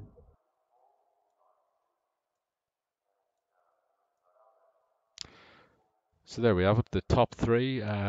Phenomenal job, as it was in qualifying as well. A little bit suspicious that they don't realise just how hard it's going to be to get through this top 10 as well. So Stuart in particular saying he's going to sit back there and might actually lose the opportunity to get through if he doesn't try and make the move sooner rather than later. Wouldn't you think, Troy?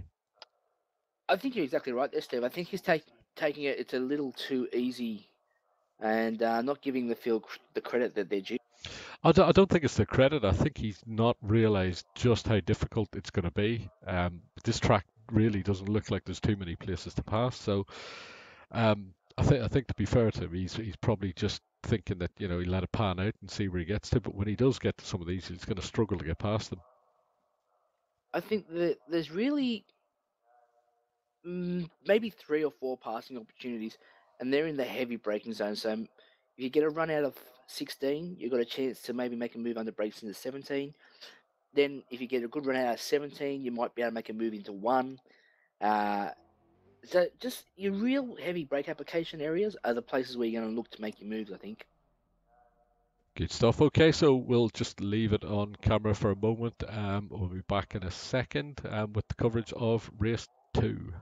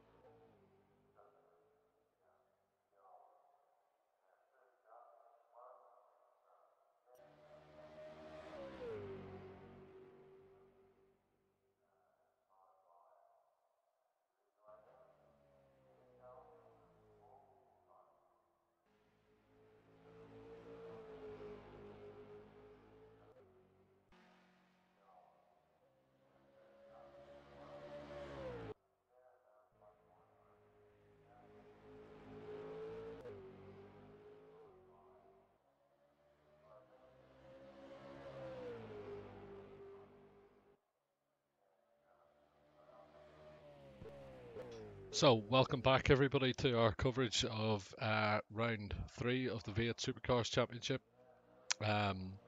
live from Sebring International Raceway.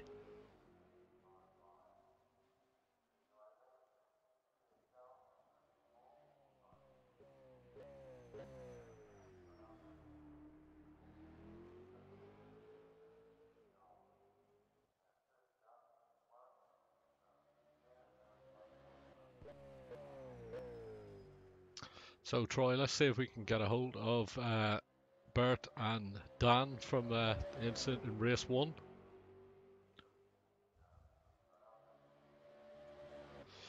Dan, Steve in the commentary booth. Just catching up with you on race 1 there. Obviously there was an incident between yourself and the 46 car. How did you see it from your perspective? I thought I was down the inside, up to at least past his B pillar, but it was classed as a racing incident. So I've got to take it as that, mate. Yeah, it looked like from on the TV that there was a tiniest bit of understeer on your car just on the apex, and it did look like it just sort of drifted that tiny little fraction, and the 46 car was already there. But yet again, another incident in the race for you. It's not really working out so far this season. No, you're hitting that on the head there, mate. It's I just can't catch a break at the moment. Anything I do, I seem to have contact with someone, no matter what. So I'm starting from the back, and I might as well stay down there. Okay, but I'll just jump in there, Steve, for a sec, please. Dan was saying in the commentary earlier that this seems to be the same kind of start you had last season, and then sort of midway through it, everything just changed, and you came home with a flurry. Do you feel the same at this point as you did last year? Yeah, good point there, Troy. Yeah, funny you say that. Yeah, so if it is going to work out like it did last season, let's roll on the next half and see what happens. Well, yeah, as we were saying, it's almost like reading the same book again. So in a couple of chapters, you should be hitting the front shortly. Well, let's see. I hope so. Fingers crossed. Good stuff, Dan. We'll let you get back to it. Hey, boys. Chingu. Bert joined us in the comms booth here. Obviously, there was an incident in race 1 there between yourself and the 1 car. How did you see it from your perspective? Coming down the straight, I kind of got next to him, and then I think I was next to him, I can't remember, but turning in, I could see that he was coming in to like the tighter turn, but thought that he would actually slow down. But yeah, we touched. Yeah, it looked like from the onboard we had the nose cam on the replay, and it did look like the 1 car drifted probably a millimetre or 2, which was just enough to collect you in the left rear as well there. But yeah, it looked like a racing incident from what we could see. But a little bit of an up and down race there. You definitely looked like you had the pace at the first half of it, but following the pit stop, the car just really didn't seem to be the same as it was in the first half of the race. Would that be fair to say? The car felt the same after the pit stop. It was the incident with that I had just trying to catch up and everything that, yeah, the tires just didn't last. So how you fixed for race 2? What position are you starting from? 5th. 5th, so you've got a good chance to go forward from there, I would say. I'm hoping, yeah, I'm behind Colin again, so hopefully I can get past him without any problems.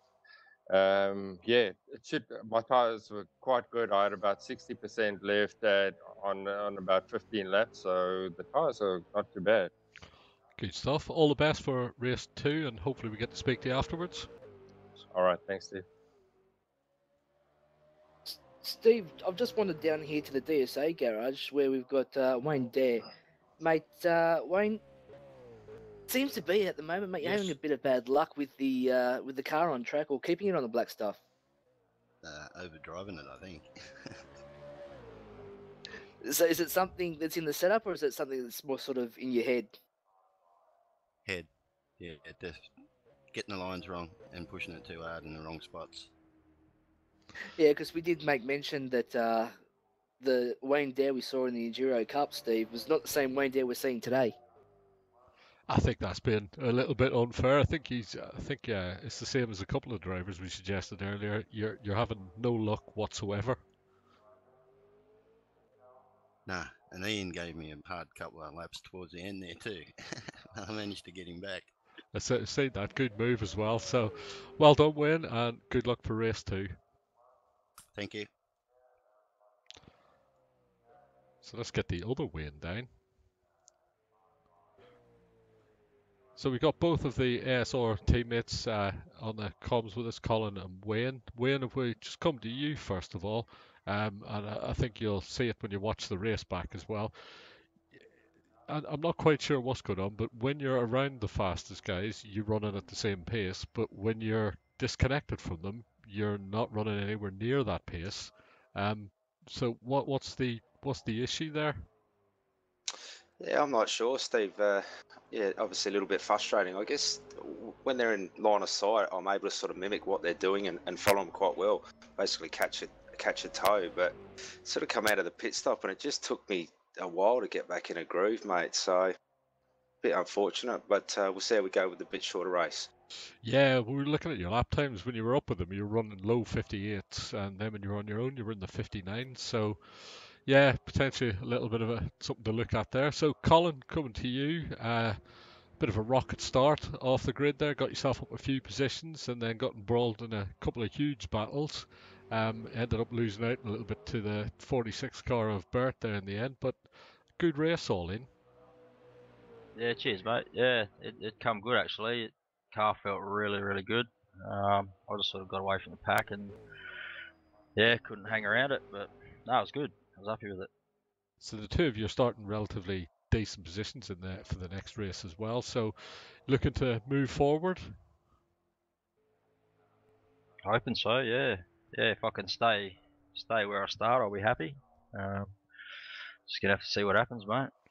Excellent. Okay, guys, good luck and all the best for race 2. Cheers, mate. Thanks, Steve. Suppose next thing is try to see if we can get the 555 boys in.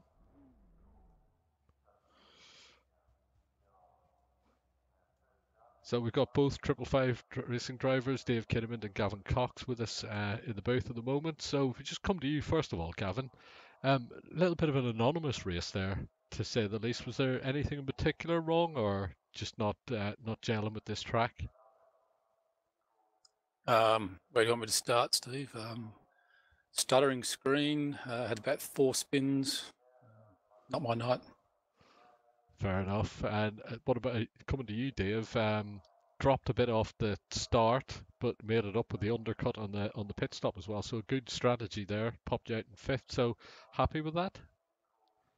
Yeah, mate, I'm pretty happy with that. Like you say, didn't have the best start. Ended up behind Colin, who actually had pretty good pace. I'd say I could have been a little bit faster, maybe with fresh air, but he certainly didn't hold me up. So the pit stop strategy is definitely what got me back into a good position again.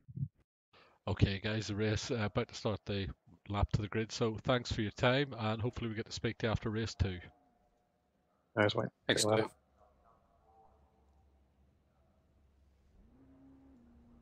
So a somewhat dejected Gavin Cox there, suffering all sorts of issues. So that's the last kind of thing he needs as well. He needs to be able to get back up a little bit. So hopefully he has a better race 2. One would hope so, but by the sounds of that issue sounds pretty permanent. Yeah, it does sound like there's a few technical issues creeping in for some of the top drivers there. So we obviously got Brett Clark, Gavin Cox with a few issues, Dan Stevens unable to catch a break at all. Especially Dan and Gavin as well, sounding pretty dejected about the season so far. But I think they've got to remember it is only round 3, and luck goes around, as they say. So we can expect some bad luck for the rest of them at some point, I would say. Oh, look, definitely. And in the interview, in the chat we had there with Dan, once I pointed out to him what had happened last year, he perked up a bit. He's like, hang on a sec, actually, yeah, you're right. You know what? It's not as bad as it seems. So that's what they've got to look forward to. Yeah, bigger picture. Let's see if we can get the pole position driver down, Thord Johnson. Thord joins us in the comms booth, just on his way to the grid at the moment. Thord, starting off pole position. You started well up the front at Mid-Ohio as well. I take it you're conscious and trying to avoid what happened at Mid-Ohio? Yeah, probably. Nah, well, yeah, I'm not that used to be on pole and so on, and it's a little hard to, well, keep my nerves under check. You'll be fine. Drive your own race and you'll be fine. But one thing we've both noticed this season is as the rounds progress, you're getting faster and faster and faster as well, where you're now regularly threatening the top 10 at most rounds as well. So is that something that you're working hard on, or is it just coming naturally at the moment? Well, I'm starting to try and getting down the tire wear and to just try to manage the car a little more and keep it under so it doesn't use so much tires and so on. Definitely. Well, all the best for this race and good luck starting off pole. Thank you. So I've just had a hint there that potentially there was team orders involved in the Ian Hannon car passing the Thor Johnson car, something we need to check in with later, but I suppose you've got to make the call for the better driver in the championship, haven't you, Troy? I think so. You've definitely got to give priority at some point. Maybe not this early in the season, but definitely at the back end, you've got to have a look at the bigger picture. But this early, there is no big picture. That is true, I suppose. Yeah, it is a little bit earlier. It's almost Schumacher and Barrichello too early in the season to be doing that. Yeah, definitely. I think nothing against Ian. He is definitely a quality driver, and I don't think he's one to give team orders. But if that's the case, I'm sorry. I think it's way too early to start playing the team game. So we've got Thor Johnson just rolling up into pole position now. So Thor starts first for Ian Hannon, second, Wayne Dare third, Colin Bruns fourth, Bert van Jarsveld fifth. Who have we got in sixth? It should be Brett Clark, is it? He should be in seventh. No, eighth. Sorry, eighth. 1, 2, 3, 4, 5, 6. Oh yeah, he's in eighth. It's the the 55 car that we're waiting on, which is just pulled into line now. So Kinnaman starting sixth. And here we go.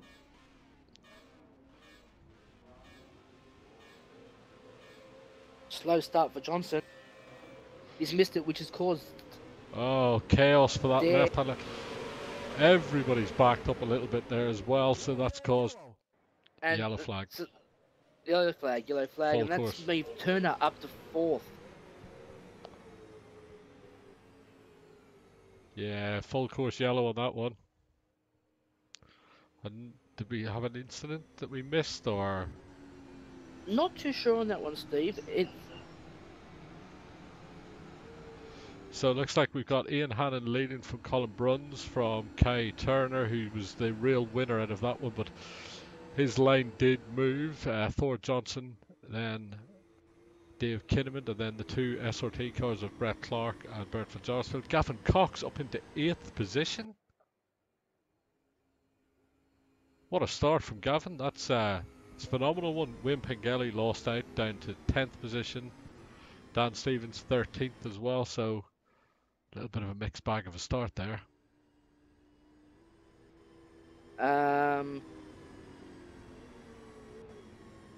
Now, this is going to be the interesting thing, Steve. Just heard in the comms. What's it going to do with fuel now for these guys? Yes, because it's going to add these laps back on.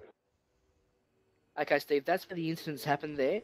It's Thor Johnson. He's been very slow off the start, which has caused Wayne Dare to sort of stay stationary. The Van Jarsveld car hasn't moved.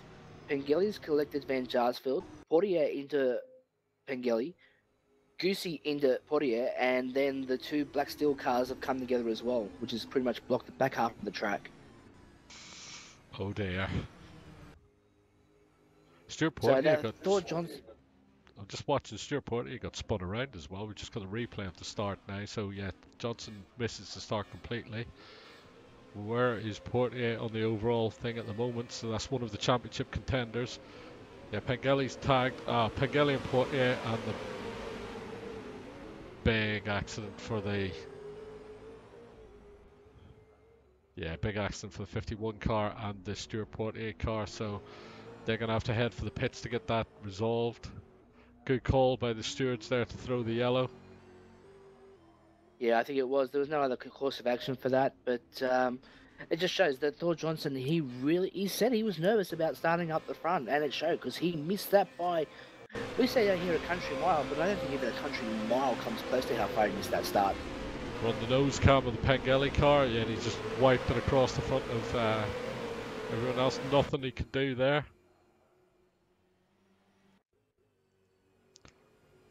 That's a little bit unfortunate there.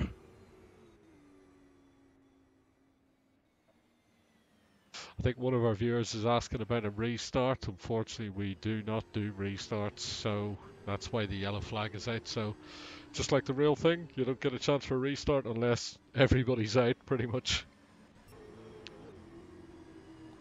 So Kai Turner is really having the round of his life at the moment. He's got all of the luck at the moment. He got himself up into 3rd position now, from 10th on the grid, wasn't it? Yeah, it was. That's from the grid. So that's what you call a cracker of a start. So just taking a look at Stuart Portier there. He's in the pits getting repairs done to that car as well. So shouldn't really affect him too much. So we've got the 51 car as well coming out there. So hopefully both those cars are straight and ready to go. So he should be able to race around and catch up to the back of the field. Unfortunately, he's then got the whole field to try and get past. So it'll be interesting to see how far Stuart goes, but that's the guy who is 2nd in the championship. Dropped right down to the back. So well, I think he dropped the 3rd now outright, wouldn't he, Steve? I think yeah, probably does. Yes, he will drop to after Kai Turner's win, yes. So 3rd in the championship has now dropped down again. So I think this will be clearing in a minute, this yellow flag. Should allow the rest of the cars to catch up. Some of them are really strung out there as well, I've noticed. So there's 15 seconds between 1st and 13th Dan Stevens on the track at the moment. So they really need to get a shift on and catch up here.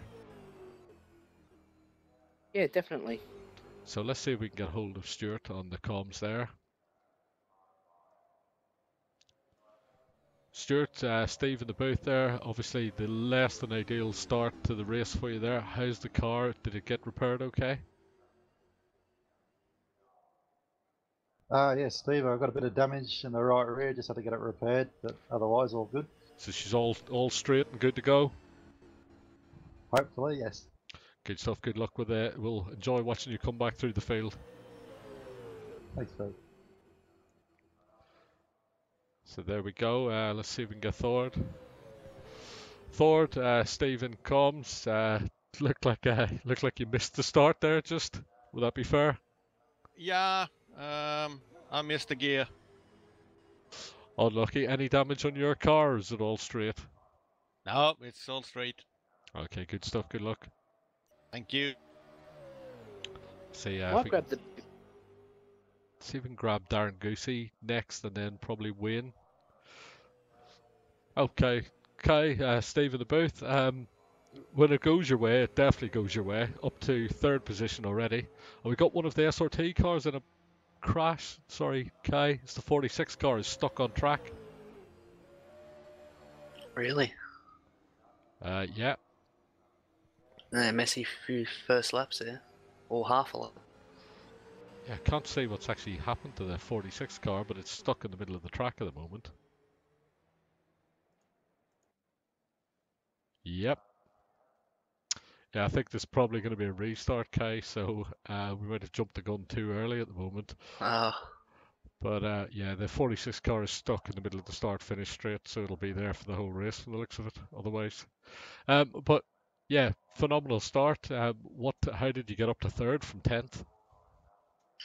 Well, I just dropped the clutch when I seen the green lights and swerved around Brett, and then I was going for 3rd. I was surprised. Well done. We'll let you get back to it unless you have any questions, Troy. No, sorry about that, Steve. I did mention about grabbing Kai, but obviously with some internet issues here at the moment, it just dropped out and you didn't hear me mention it. No worries. So yeah, we've got the 46 car stuck in the middle of the track, and 46 car is out. Wow. That's unfortunate. Well, what happened? Let's see if yeah. let's see if we can get a hold of him. It's an unfortunate thing here, Steve. Sorry, Bert just joined us in the comms there. What happened? I don't know. I saw the guy behind me just arriving like he was going to hit me, and then next minute I saw inside Brett's car, and then yeah, I'm stuck halfway into the tarmac or concrete. That's really unfortunate. So that's you out for this race from the looks of it? Yeah, I had to escape because I couldn't get out of that hole. Oh, really unfortunate for that. Good luck for the next round, Bert. All right, thanks, man. So we're... Oh, no, we've gone for a restart. I thought we would. Comms copy. Oh, really? Yeah, we've got you, Bruce. Taking a restart for the stuck car. That's correct, yes. Okay, no worries. Yeah, he is, mate. Yep. Yeah, so Thor Johnson gets a second stab at this one. He better not miss a gear this time, Troy.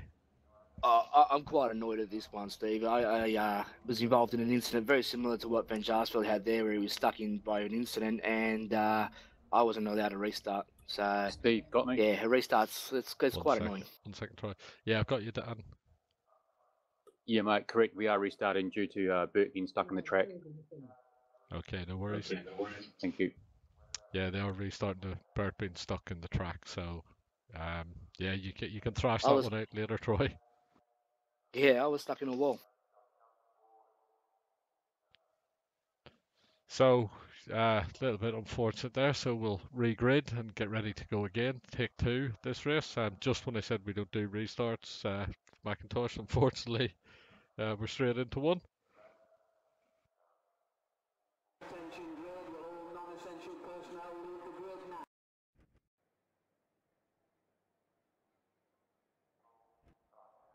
So here we go. I suppose the real loser in that one's going to be Kai Turner, who made a phenomenal start, got himself up to 3rd position. Gavin Cox as well, who'd made a awesome start, got his way all the way up towards the top 10. I think he was in 8th or 9th, wasn't he, Troy? Yeah, it was something like that, mate. I can't recall exactly. Yeah. So let's see if they can get it together this time.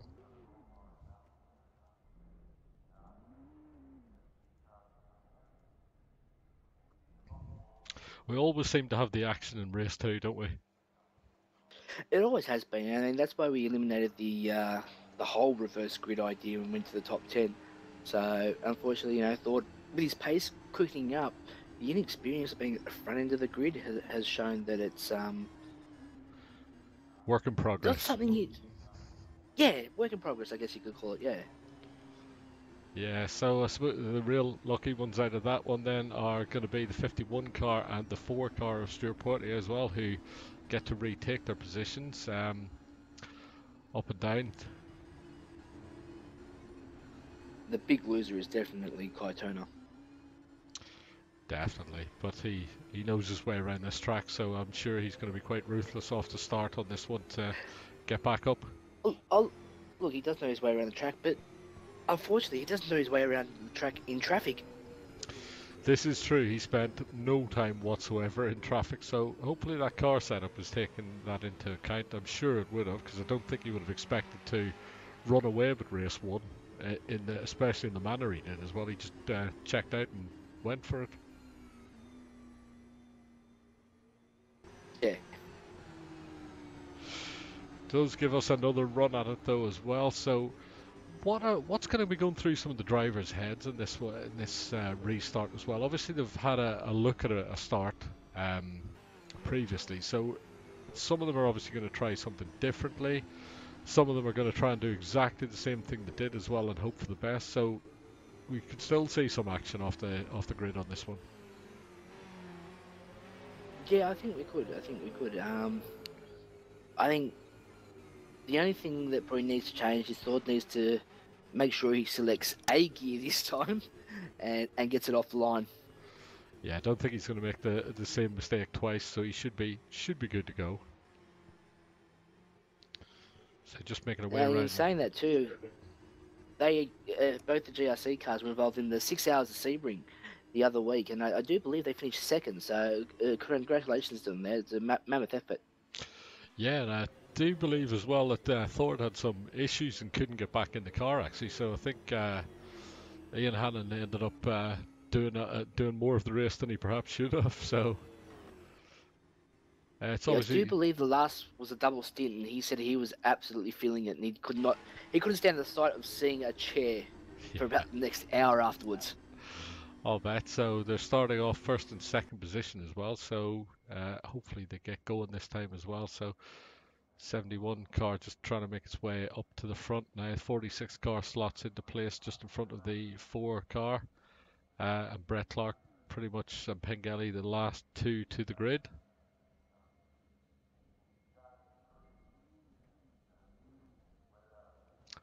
They're just slotting into position now, the 408 car as well. Looks like one of the 555 cars is giving it some beans. It's the Kinnaman cars. He's trying to get it. Now this is what we were talking about earlier, Troy. What's the advantage of being last to the grid? And just the way the Kinnaman warmed that car up coming to that grid, he is going to have the best tire temperature going into turn 1 out of anybody in the field at this point. I think you were. Smart move there. I think you're exactly right. No, it is. It definitely is. He's going to have the warm rear tyres, so he's going to have that better bite off line. Literally judged that to perfection. Here's the lights.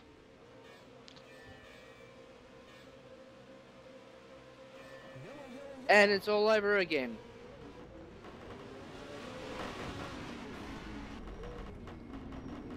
And we'll have to restart this as well because Pengelly's stuck in the wall from that incident.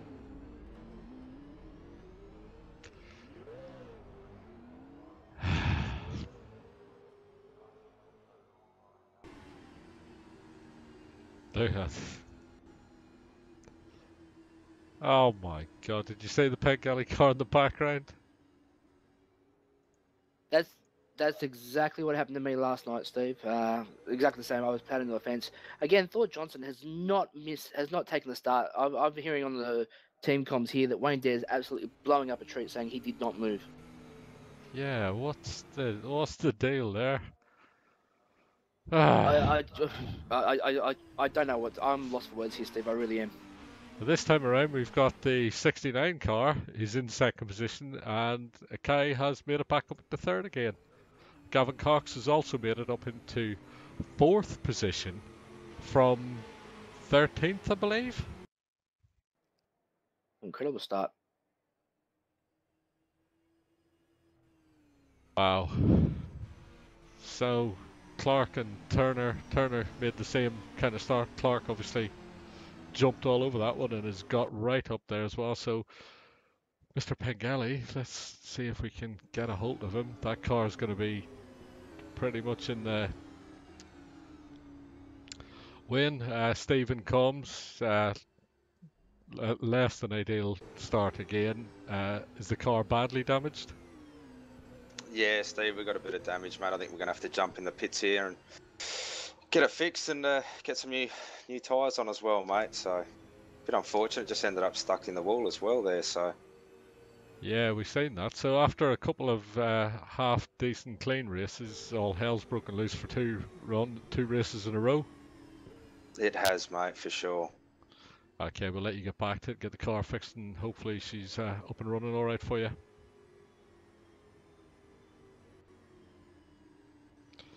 Well, when it rains, it pours, eh?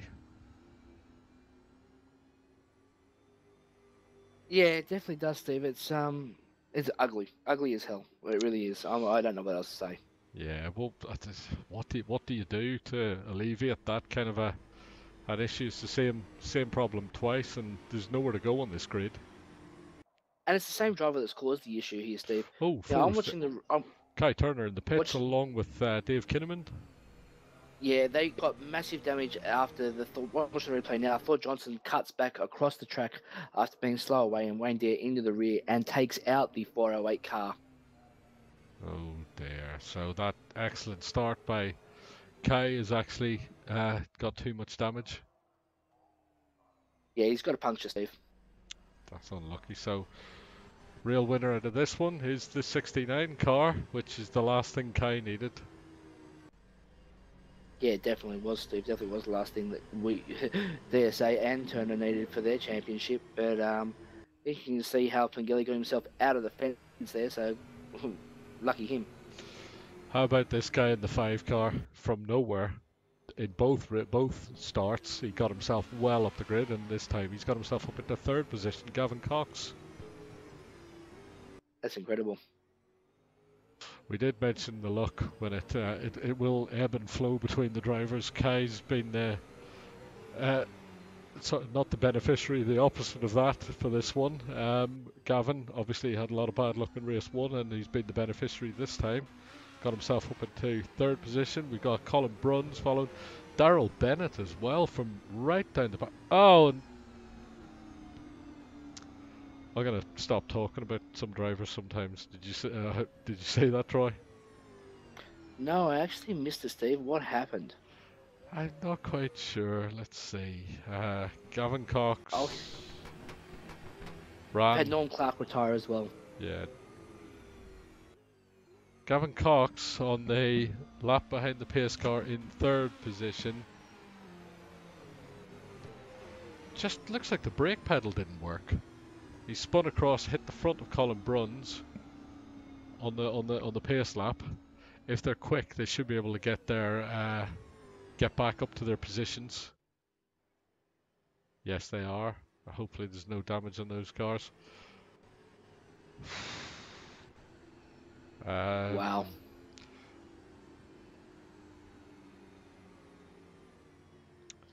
Yeah, I'd love to get a replay of the start, but we unfortunately don't. So the pace car has gone from the looks of it, hasn't it?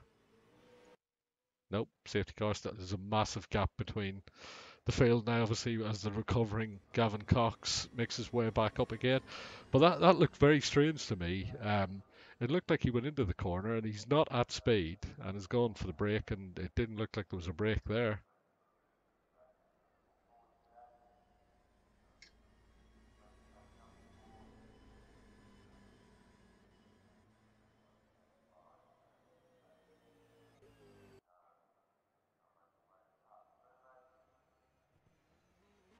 So not looking so good for us at the moment. Lap 2 of 17 in the books, all laps behind the pace car at this moment in time. Ian Hannon leading from Brett Clark.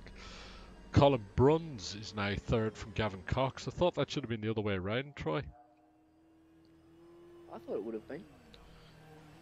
Yeah, very strange. I'm just wondering if Colin should have backed off before the start-finish line to let Gavin pass, then he might end up with a drive-through penalty when this goes green, because that would effectively be passing underneath the safety car.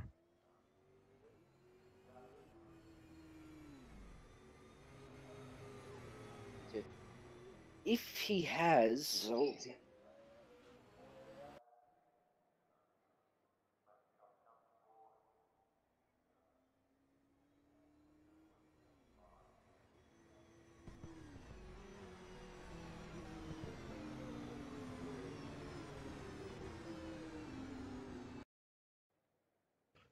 Yeah, I think... Where is Gavin Cox?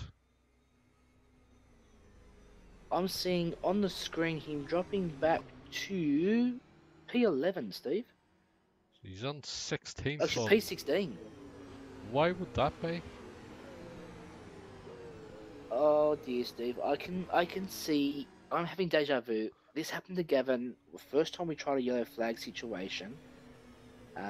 Something happened with the software, and it threw him right to the back of the grid, and he went Coco bananas. So I hope it's not the same situation. Yeah, I was going to try and get Chief Steward on the line there. Let's see if we get Bruce from Steve, real quick one. Go, Steve. Gavin Cox from 3rd to 16th. What's the issue there? He spun out behind the safety car, mate, so he had to go a bit to the back of the grid. Ah, okay. So we're about to go green, so we should see the pace car drop off. Ian hasn't backed the field off. Oh, Gavin Cox and Wayne Pengelly in an incident at the back of the field. No way. Yeah, Gavin Cox has just wiped across the front of Wayne Pengelly there. Green, green, green. So Ian Hannon with a useful couple of car lengths lead over the 69 car, who wasn't quite on it as much as he normally is. We know his restarts, he's normally quite ruthless, so let's see how he gets going. Kai Turner's down in 11th, Pengelly and Cox in 15th and 16th, so not looking too good for them at the moment. So Ian Hannon leading on to lap 3 out of 17. Now the safety car laps have been added back on again, and Colin Bruns is right there as well. So Clark's going to be wanting to get past Hannon as soon as possible and disappear off into the distance.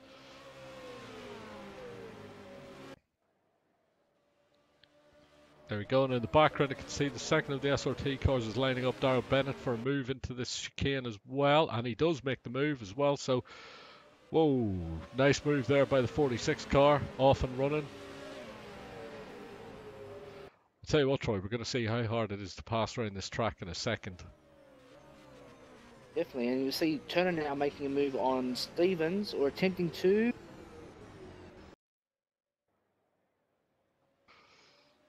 So just dropped out. So Kai's made up a couple of positions.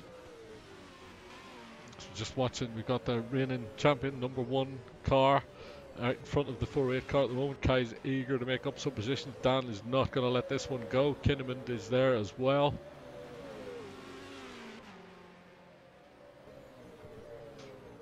Right underneath the rear wing. Still Brett Clark hasn't got past Ian Hannon yet. Ian Hannon leading onto this lap.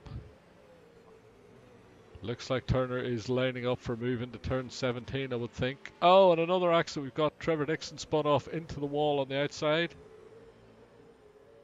And he's come back across the track. I bet everybody's had a change. What about Turner down inside into 17 now? Dan's had to get out of the throttle there as well. You can't really go 2 by 2 through there, although he's coming back at him through the middle part of the corner as well. Clark to the lead. Kinnaman is looking at Stevens as well, and they had an issue in the previous race as well, so let's keep an eye on this. Kinnaman moves to inside. Dan takes that same line that he does. He takes a tighter entry than everybody else through that part. It's very interesting. I like to sort of start at far right and cut across, so you virtually straight line that corner.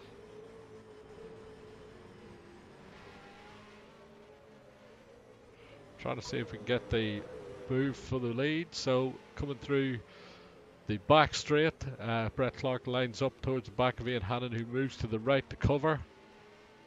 And all hell breaks loose behind. So it's into turn 17. Clark moves to the inside and takes the position off Ian Hannon. So Brett Clark to the lead. And starting to pull away now, 1.9 seconds already. 1.1, sorry, the gap. And Turner now past Bennett. Oh no, Bennett spins and tags Turner. And causes all hell broken loose. And Stevens is right through again on Turner on that one. He's taking advantage of it, so let's see.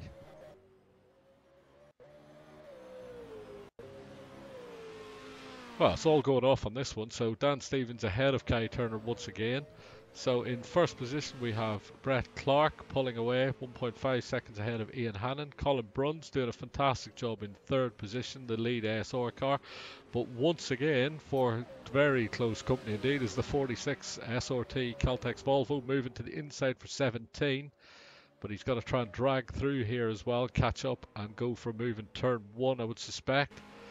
Very tight line from Van Jaarsveld round there as well. He's able to turn that car in really well, so he's going to go for the inside into turn 1, but he's going to need a few more horsepower to get alongside the ASR car at this point.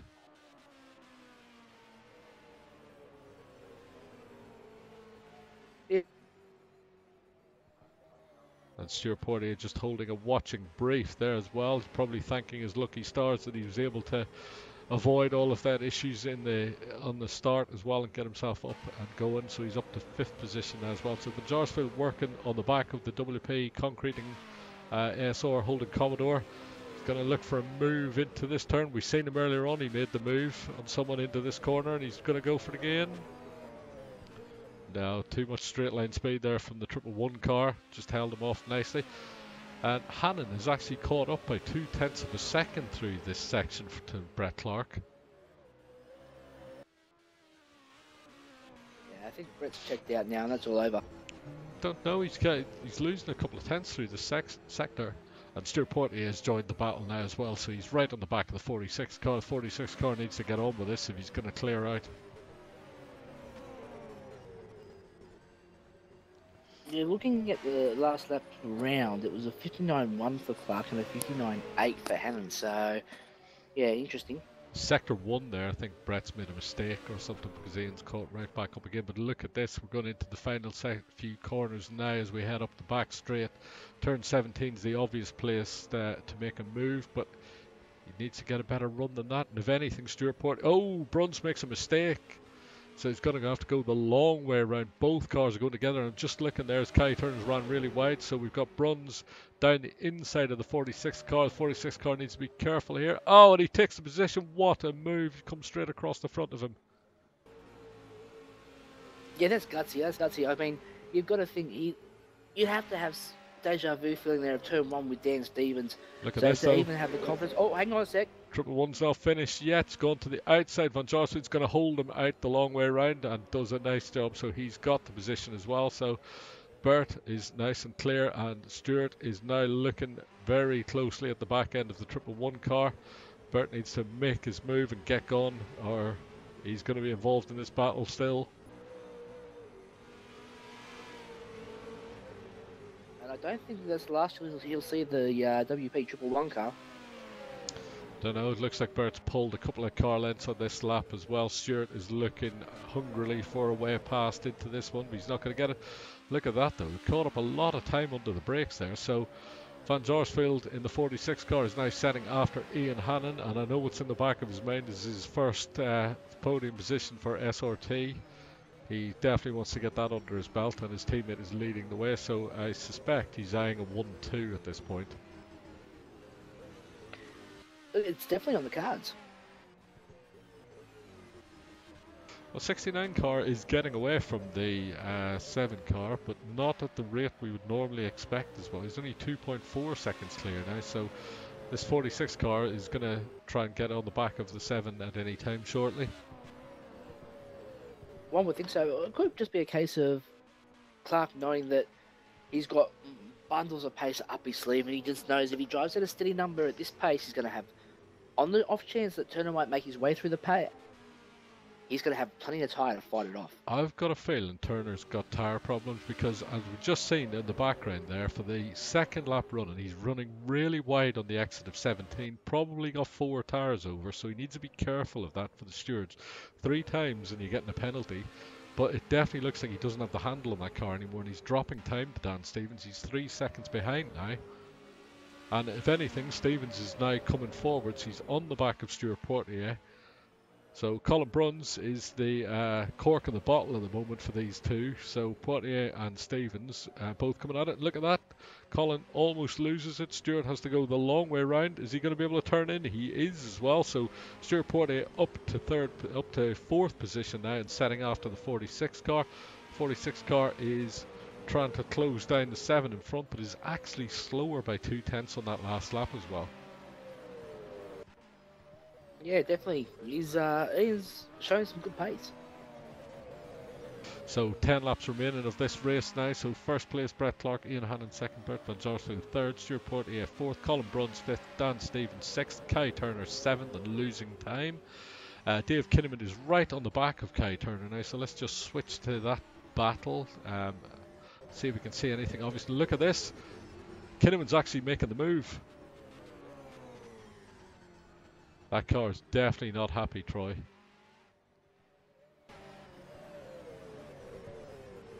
Just hearing at the moment, Steve, Turner's saying the car feels like an absolute dog's breakfast. It looks like a dog's breakfast from what I can see. It looks like a dog that's barfed up his breakfast. He has a feeling, he's saying on the team radio that he thinks the default setting may have reloaded into the car. Do you know what? Looking at that, that does look like a setup's gone. There's got to be an inquiry, because how can... Even Kinnaman's running wide there on that exit curve there, Steve. 4 tyres there as well. Kinnaman with 4 tyres as well. Yeah, these two need to be careful. Kai was 2 tyres over on that lap, so by my count, he's probably on 2 strikes. So They've got to be careful of this. Yeah, that car looks a dog. Look at that. It will not turn in.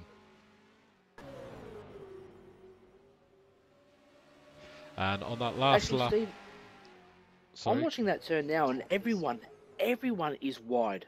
So, yeah. Yeah, not looking so good. Maybe we lost the rubber on the road from the looks of it. Oh, the rubber looks like there's tons on there, but yeah, everyone's wide there. I don't think the stewards were so interested in that corner. It was actually the corner preceding leading into there. Yeah. It's 15 that they're looking at. So just looking at the last lap, so finally Van Jaarsveld's unlocked a bit of pace. He's on a 58.7, a 59.5 for Ian Hannon, so he's pulling it in now slowly. Portier is coming with him, but not at the rapid pace that we would have expected. So there's a good little break between Van Jaarsveld and Portier. But I imagine if Bert wants to make this move, he and needs get to him do off.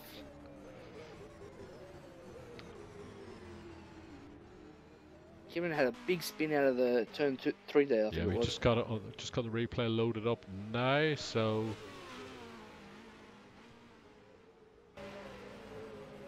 Yeah, he's just. Oh, something weird happened to Kai Turner in front. The car nosed in, and I think that's upset Kinnaman. So Van Jaarsveld is now creeping right up on the back of the number 7 car in front, and will be looking to make short work of it into turn 17, I would imagine. He's got an awesome drive out of there, but he's spun it. Oh, huge accident. No. Huge accident for Bert there. He's going to have to pit that car straight away, unfortunately. Yeah, he's very lucky there, Steve. In practice, I've nosed the car in that hard, and it's blown the motor. So, he's lucky that car's still mobile. So we just got it on replay now as well. So I know what he was trying to do. He's obviously trying to get as much pace and traction out of that final corner, but he's actually just put it too far on the curb on the exit, touched the grass with the left rear, and she's just fired straight across the track.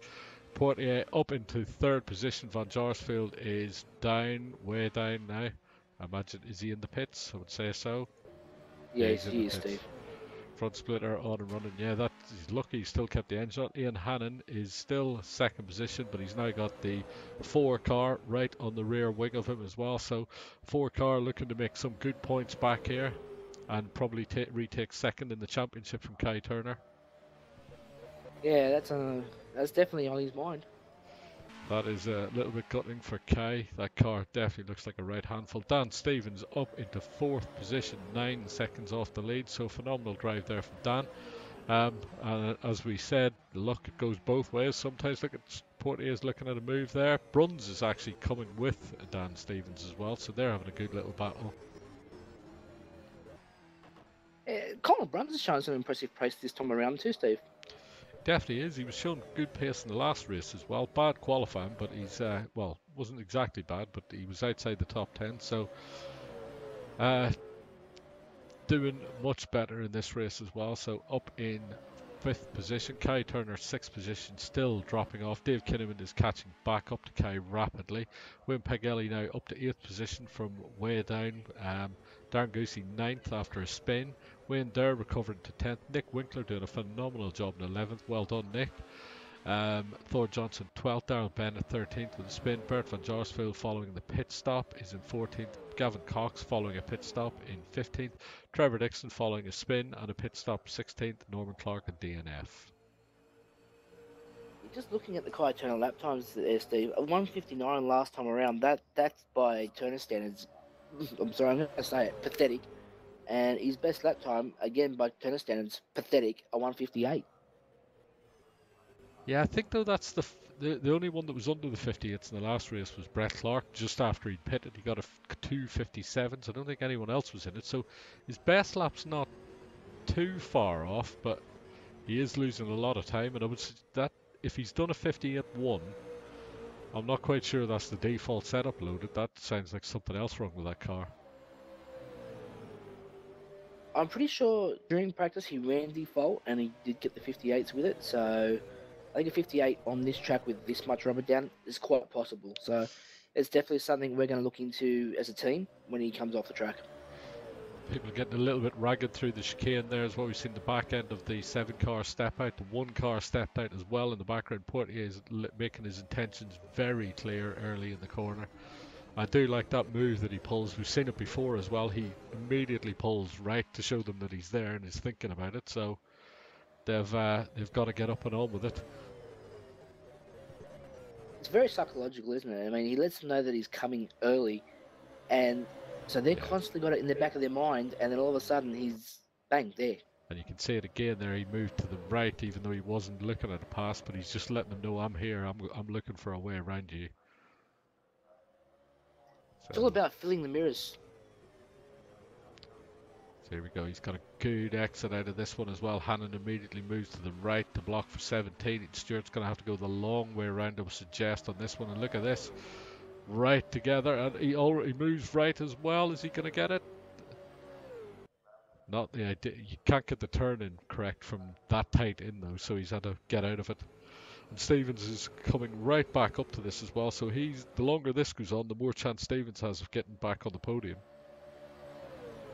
And look who's behind them. Colin Bruns and Kai Turner. Yeah, Turner's still a couple of seconds off Bruns at the moment. Kinnaman is catching back up to Turner. He's within 2 seconds now, so following that little issue, he's making a move back, and Portier is trying everything he can at the moment to get around this 7 car, but it will not budge out of the way. He's going to have to go the long way if he wants to get around it at whatever stage. Sometimes, Steve, you got to take the long way home. And watch this. He'll move out again in the slipstream into this chicane as well, and we've noticed that Hannon runs really wide in there. And look at Stevens now. He's right on them as well. So this is a 3-way battle any second now for second position. And that, to be fair, is probably the last thing the Portier wants to see. Definitely doesn't need to see another car in behind him, that's for sure, because then he's got to start thinking about the attack from behind while he's trying to make an attack in front. You really don't want to be thinking about too much. Yeah, because Hannon's Turner seems to be ranging right up, sorry, Steve, on the Bruns car there. I see that in the background, yeah. So the thing is, Hannon's clearly going to make Stewart have to go the long way around wherever it is, and the long way around opens the door up for Dan to stick it down the inside on one of these corners and take the position if he's unsuccessful in getting around the 7 car. So he could drop a position here while attacking at the same time. Ooh, a little bit of oversteer there as well. And we can see, yeah, Turner's right under the rear wing of the 111 car now as well. And yeah, Hannon is making Portier go the long way around, and this is where Stevens needs to be a little bit closer because he could be down the inside there, and he is actually looking at it. Portier had 4 wheels and then some off the track there. Definitely had as well. He's not going to be able to make the move on this lap either, so he's going to try and move early for turn 1, but we know he takes a wide line in. Stevens is there as well. They're all 3. That was close. Where is Portier? Has he got the lead? Has he got second? He has as well. Yes. Here comes Stevens as well down the inside. Move up the inside. And that's what we said. Once the door's open, he's going to have to hold him out a little bit longer, and he does as well. Stevens, phenomenal driving there, up into 3rd position. Portier opened the door. Stevens grabbed it with both hands and stuck it down the inside. Now, what did I say, Steve? It was about. Oh, Hannon's coming back. Oh. That's close. Turner almost spins it in the background there as well. Almost stacks it. I'm not sure about this whole sprint race at the end. I think it's phenomenal. I suppose the one person that we've missed out the whole... Welcome back, Steve. The one car we've missed out altogether is the 69 car, who is in a different postcode at the minute. 11.4 seconds in the lead ahead of Stuart Portier, and probably hasn't even warmed up those tyres at this stage. So he's got plenty to fight with if he needs to. And he also holds the fastest lap of the race, 157.873. So obviously he's got bored out in front at some stage and thought he'll see what he can do. And then it's just backed it down again. As you do, why not? Why not? And look at that, Kai Turner, 6th position there. He's still jammed under the rear wing of the 111 car. No way through though. No, Steve. From what we're hearing on the team radio at the moment here is car's just not lacking. It's lacking in a straight line. So, Bruns made a mistake in 17 there. Kai almost got down it. He's going to have to block into turn 1. Could be a move here. Not yet. So we're gonna pull that motor apart and have a look at it and find out why the car all of a sudden in a straight line just had absolutely nothing.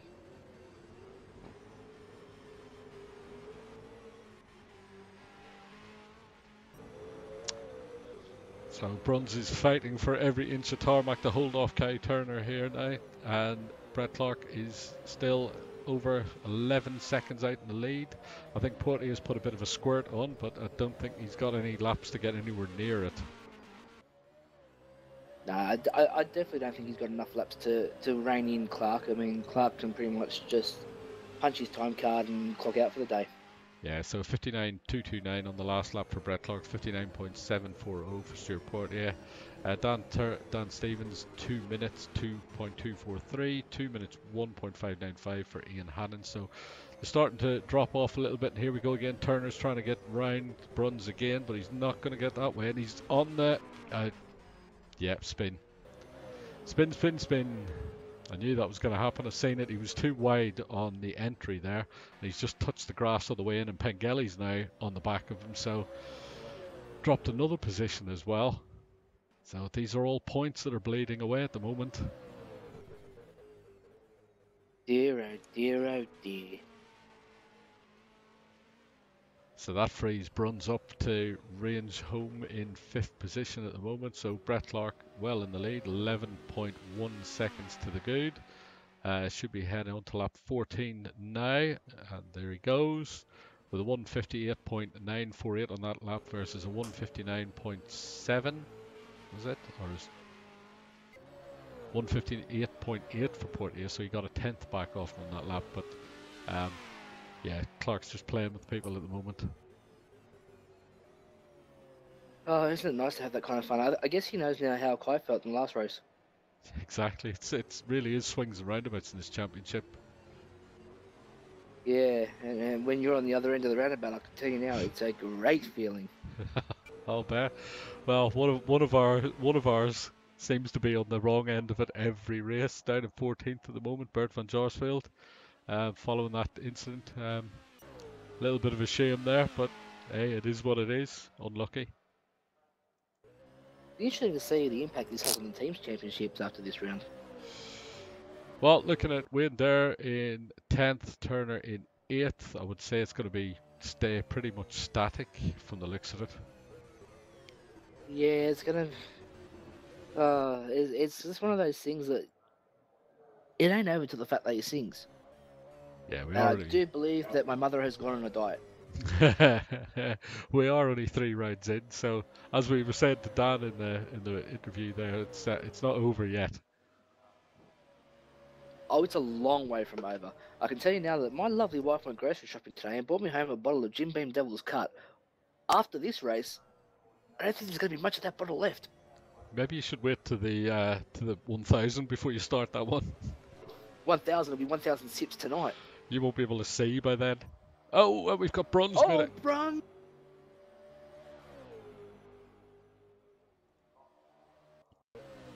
Yeah, just keep it in one piece.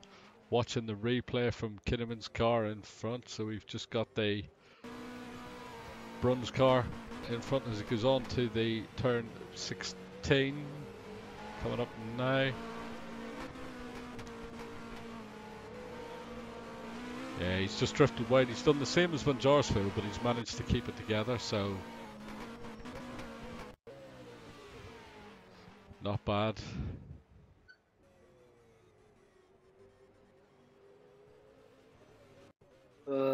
Dear OD, Steve, I don't know. I don't know where to go at the moment. I think this Bruns, Turner car looks just hideous. Yeah, it's down in 8th position now. Darren Goosey's a good few seconds behind, 5, 6, 7 seconds behind. So he's gonna stay thereabouts. I would imagine he's got Pengelly in front of him, and we know that you need a big welder or something to get through Pengelly. I'd call it a sledgehammer. It's probably the best tool to use. So with only a few laps remaining now, the 69 Caltex Volvo of SRT's Brett Clark is leading by 10.5 seconds from Stuart Portier from Plus Fitness Racing. And third position, Dan Stevens with an awesome recovery drive up to third position. Is this the start of the comeback that we mentioned earlier on, Troy? If memory serves me correctly, I do think it started with a third place finish. Yeah, did a very nice job, and I bet he'll be happy after this one. Ian Hannon, who led initially and then held second position for a good portion of the race, is down in fourth position now. Dave Kinnaman in fifth position, recovering again to a decent position from what looked like a stodgy start, would be fair to say.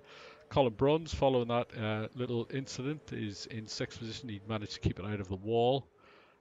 Pengelly, his teammate, in seventh position. Turner struggling in 8th position, Darren Goosey in 9th position, Wayne Dare in 10th position as well, so Wayne never quite recovered from that start.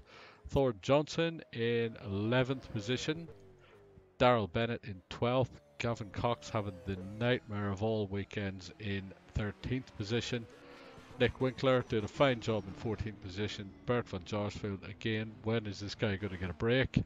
In 15th position and almost had an incident with, and he does have a little bit of an incident, following Nick Winkler's run off track there as well. Trevor Dixon in 16th and Norman Clark retired. Yeah, it's shame to see Clark park the car in the garage early too.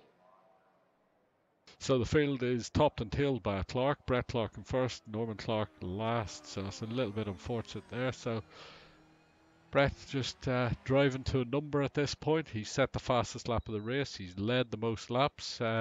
Quite happy, I'm sure. And for the next round, his steering issue will be resolved. So I imagine he's very happy with the result in this one.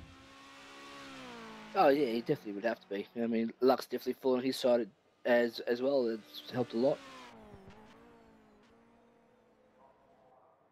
Yeah, so the bad luck of the technical issue, and then the good luck of absolute mayhem behind him is, yeah. Yeah, that's how the cookie crumbles, as they say in the States. Stuart Portier in second, Dan Stevens third. So Brett into the final corner, turn 17, last lap. I'm sure he's going to be over the moon with this one. So coming across the line any second now. There we go. Checkered flags are out. 69 car takes third win of the season. So the 3 out of 6, 50% hit rate. That's not bad. No, definitely not. Portier takes second. Dan Stevens recovers to third position. Fine third position. Fourth position for Ian Hannon. Kinnaman got to him, but didn't have enough laps at the end in fifth position. Colin Bruns recovers to sixth position. Wayne Pengelly in seventh position behind his teammate. Kai Turner down in eighth position.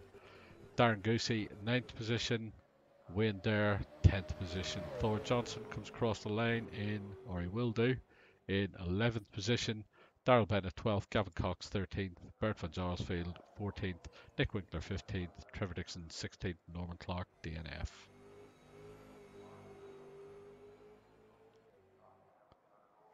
So there we go, a pretty messy second race, is fair to say, Troy. I think messy is a gross understatement. So I think we'll try and get a word with the Chief Steward at the end of this one and see what his take is on it. I'm sure it'll be as interesting as always. So be some fireworks, I imagine. Yeah, it'll definitely be interesting. I'm definitely intrigued to see why we had a restart.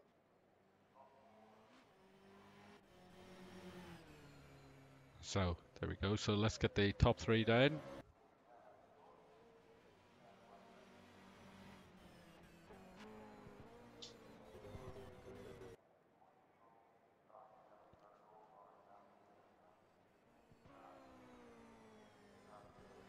So we've got the top three. Brett Clark from Stuart, from Dan Stevens in third position. Congratulations, guys. Dan, we'll just come to you first. as we mentioned previous to the race, it's not all bad luck. Finally, it comes right for you, and you get your first podium of the year, I believe. Yeah, that second part of the season must have started in this race. Good stuff. So the next chapter is ready. Car felt good, obviously. You were able to pass Ian Hannon as well and get yourself up into that podium position. So well done on that one. Outlook for the rest of the season, I suppose it's only ways up from here. Yeah, well, I've got 2 home tracks coming up, mate. Highlands Park and Pukekohe, and those are my 2 favourite tracks. Good stuff. Will do you no harm at all in the championship this race, so it should move you up nicely in that one. So Stuart, over to you, second position. Took a little bit longer to get round Ian than you possibly would have liked, which obviously cost a 10-second gap to Brett.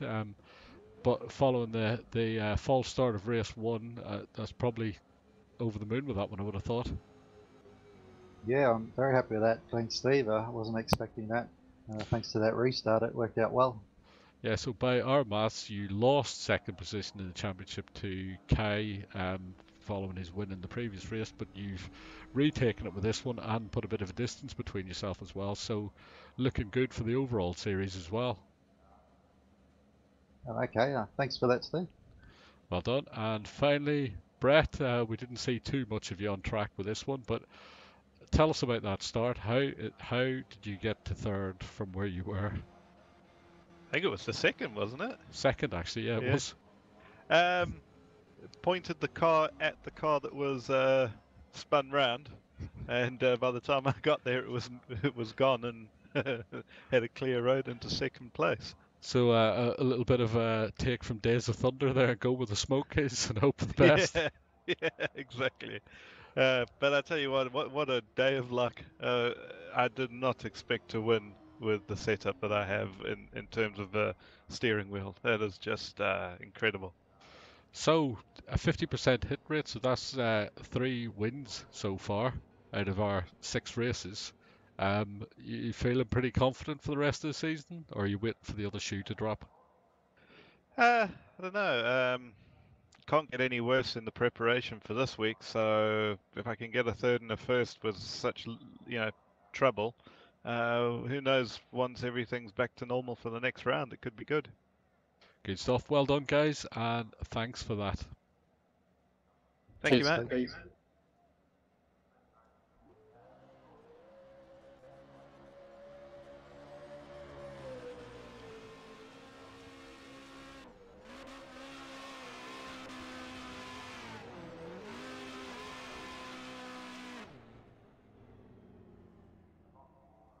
I was going to say if we could get the chief steward in, but he doesn't appear to be around.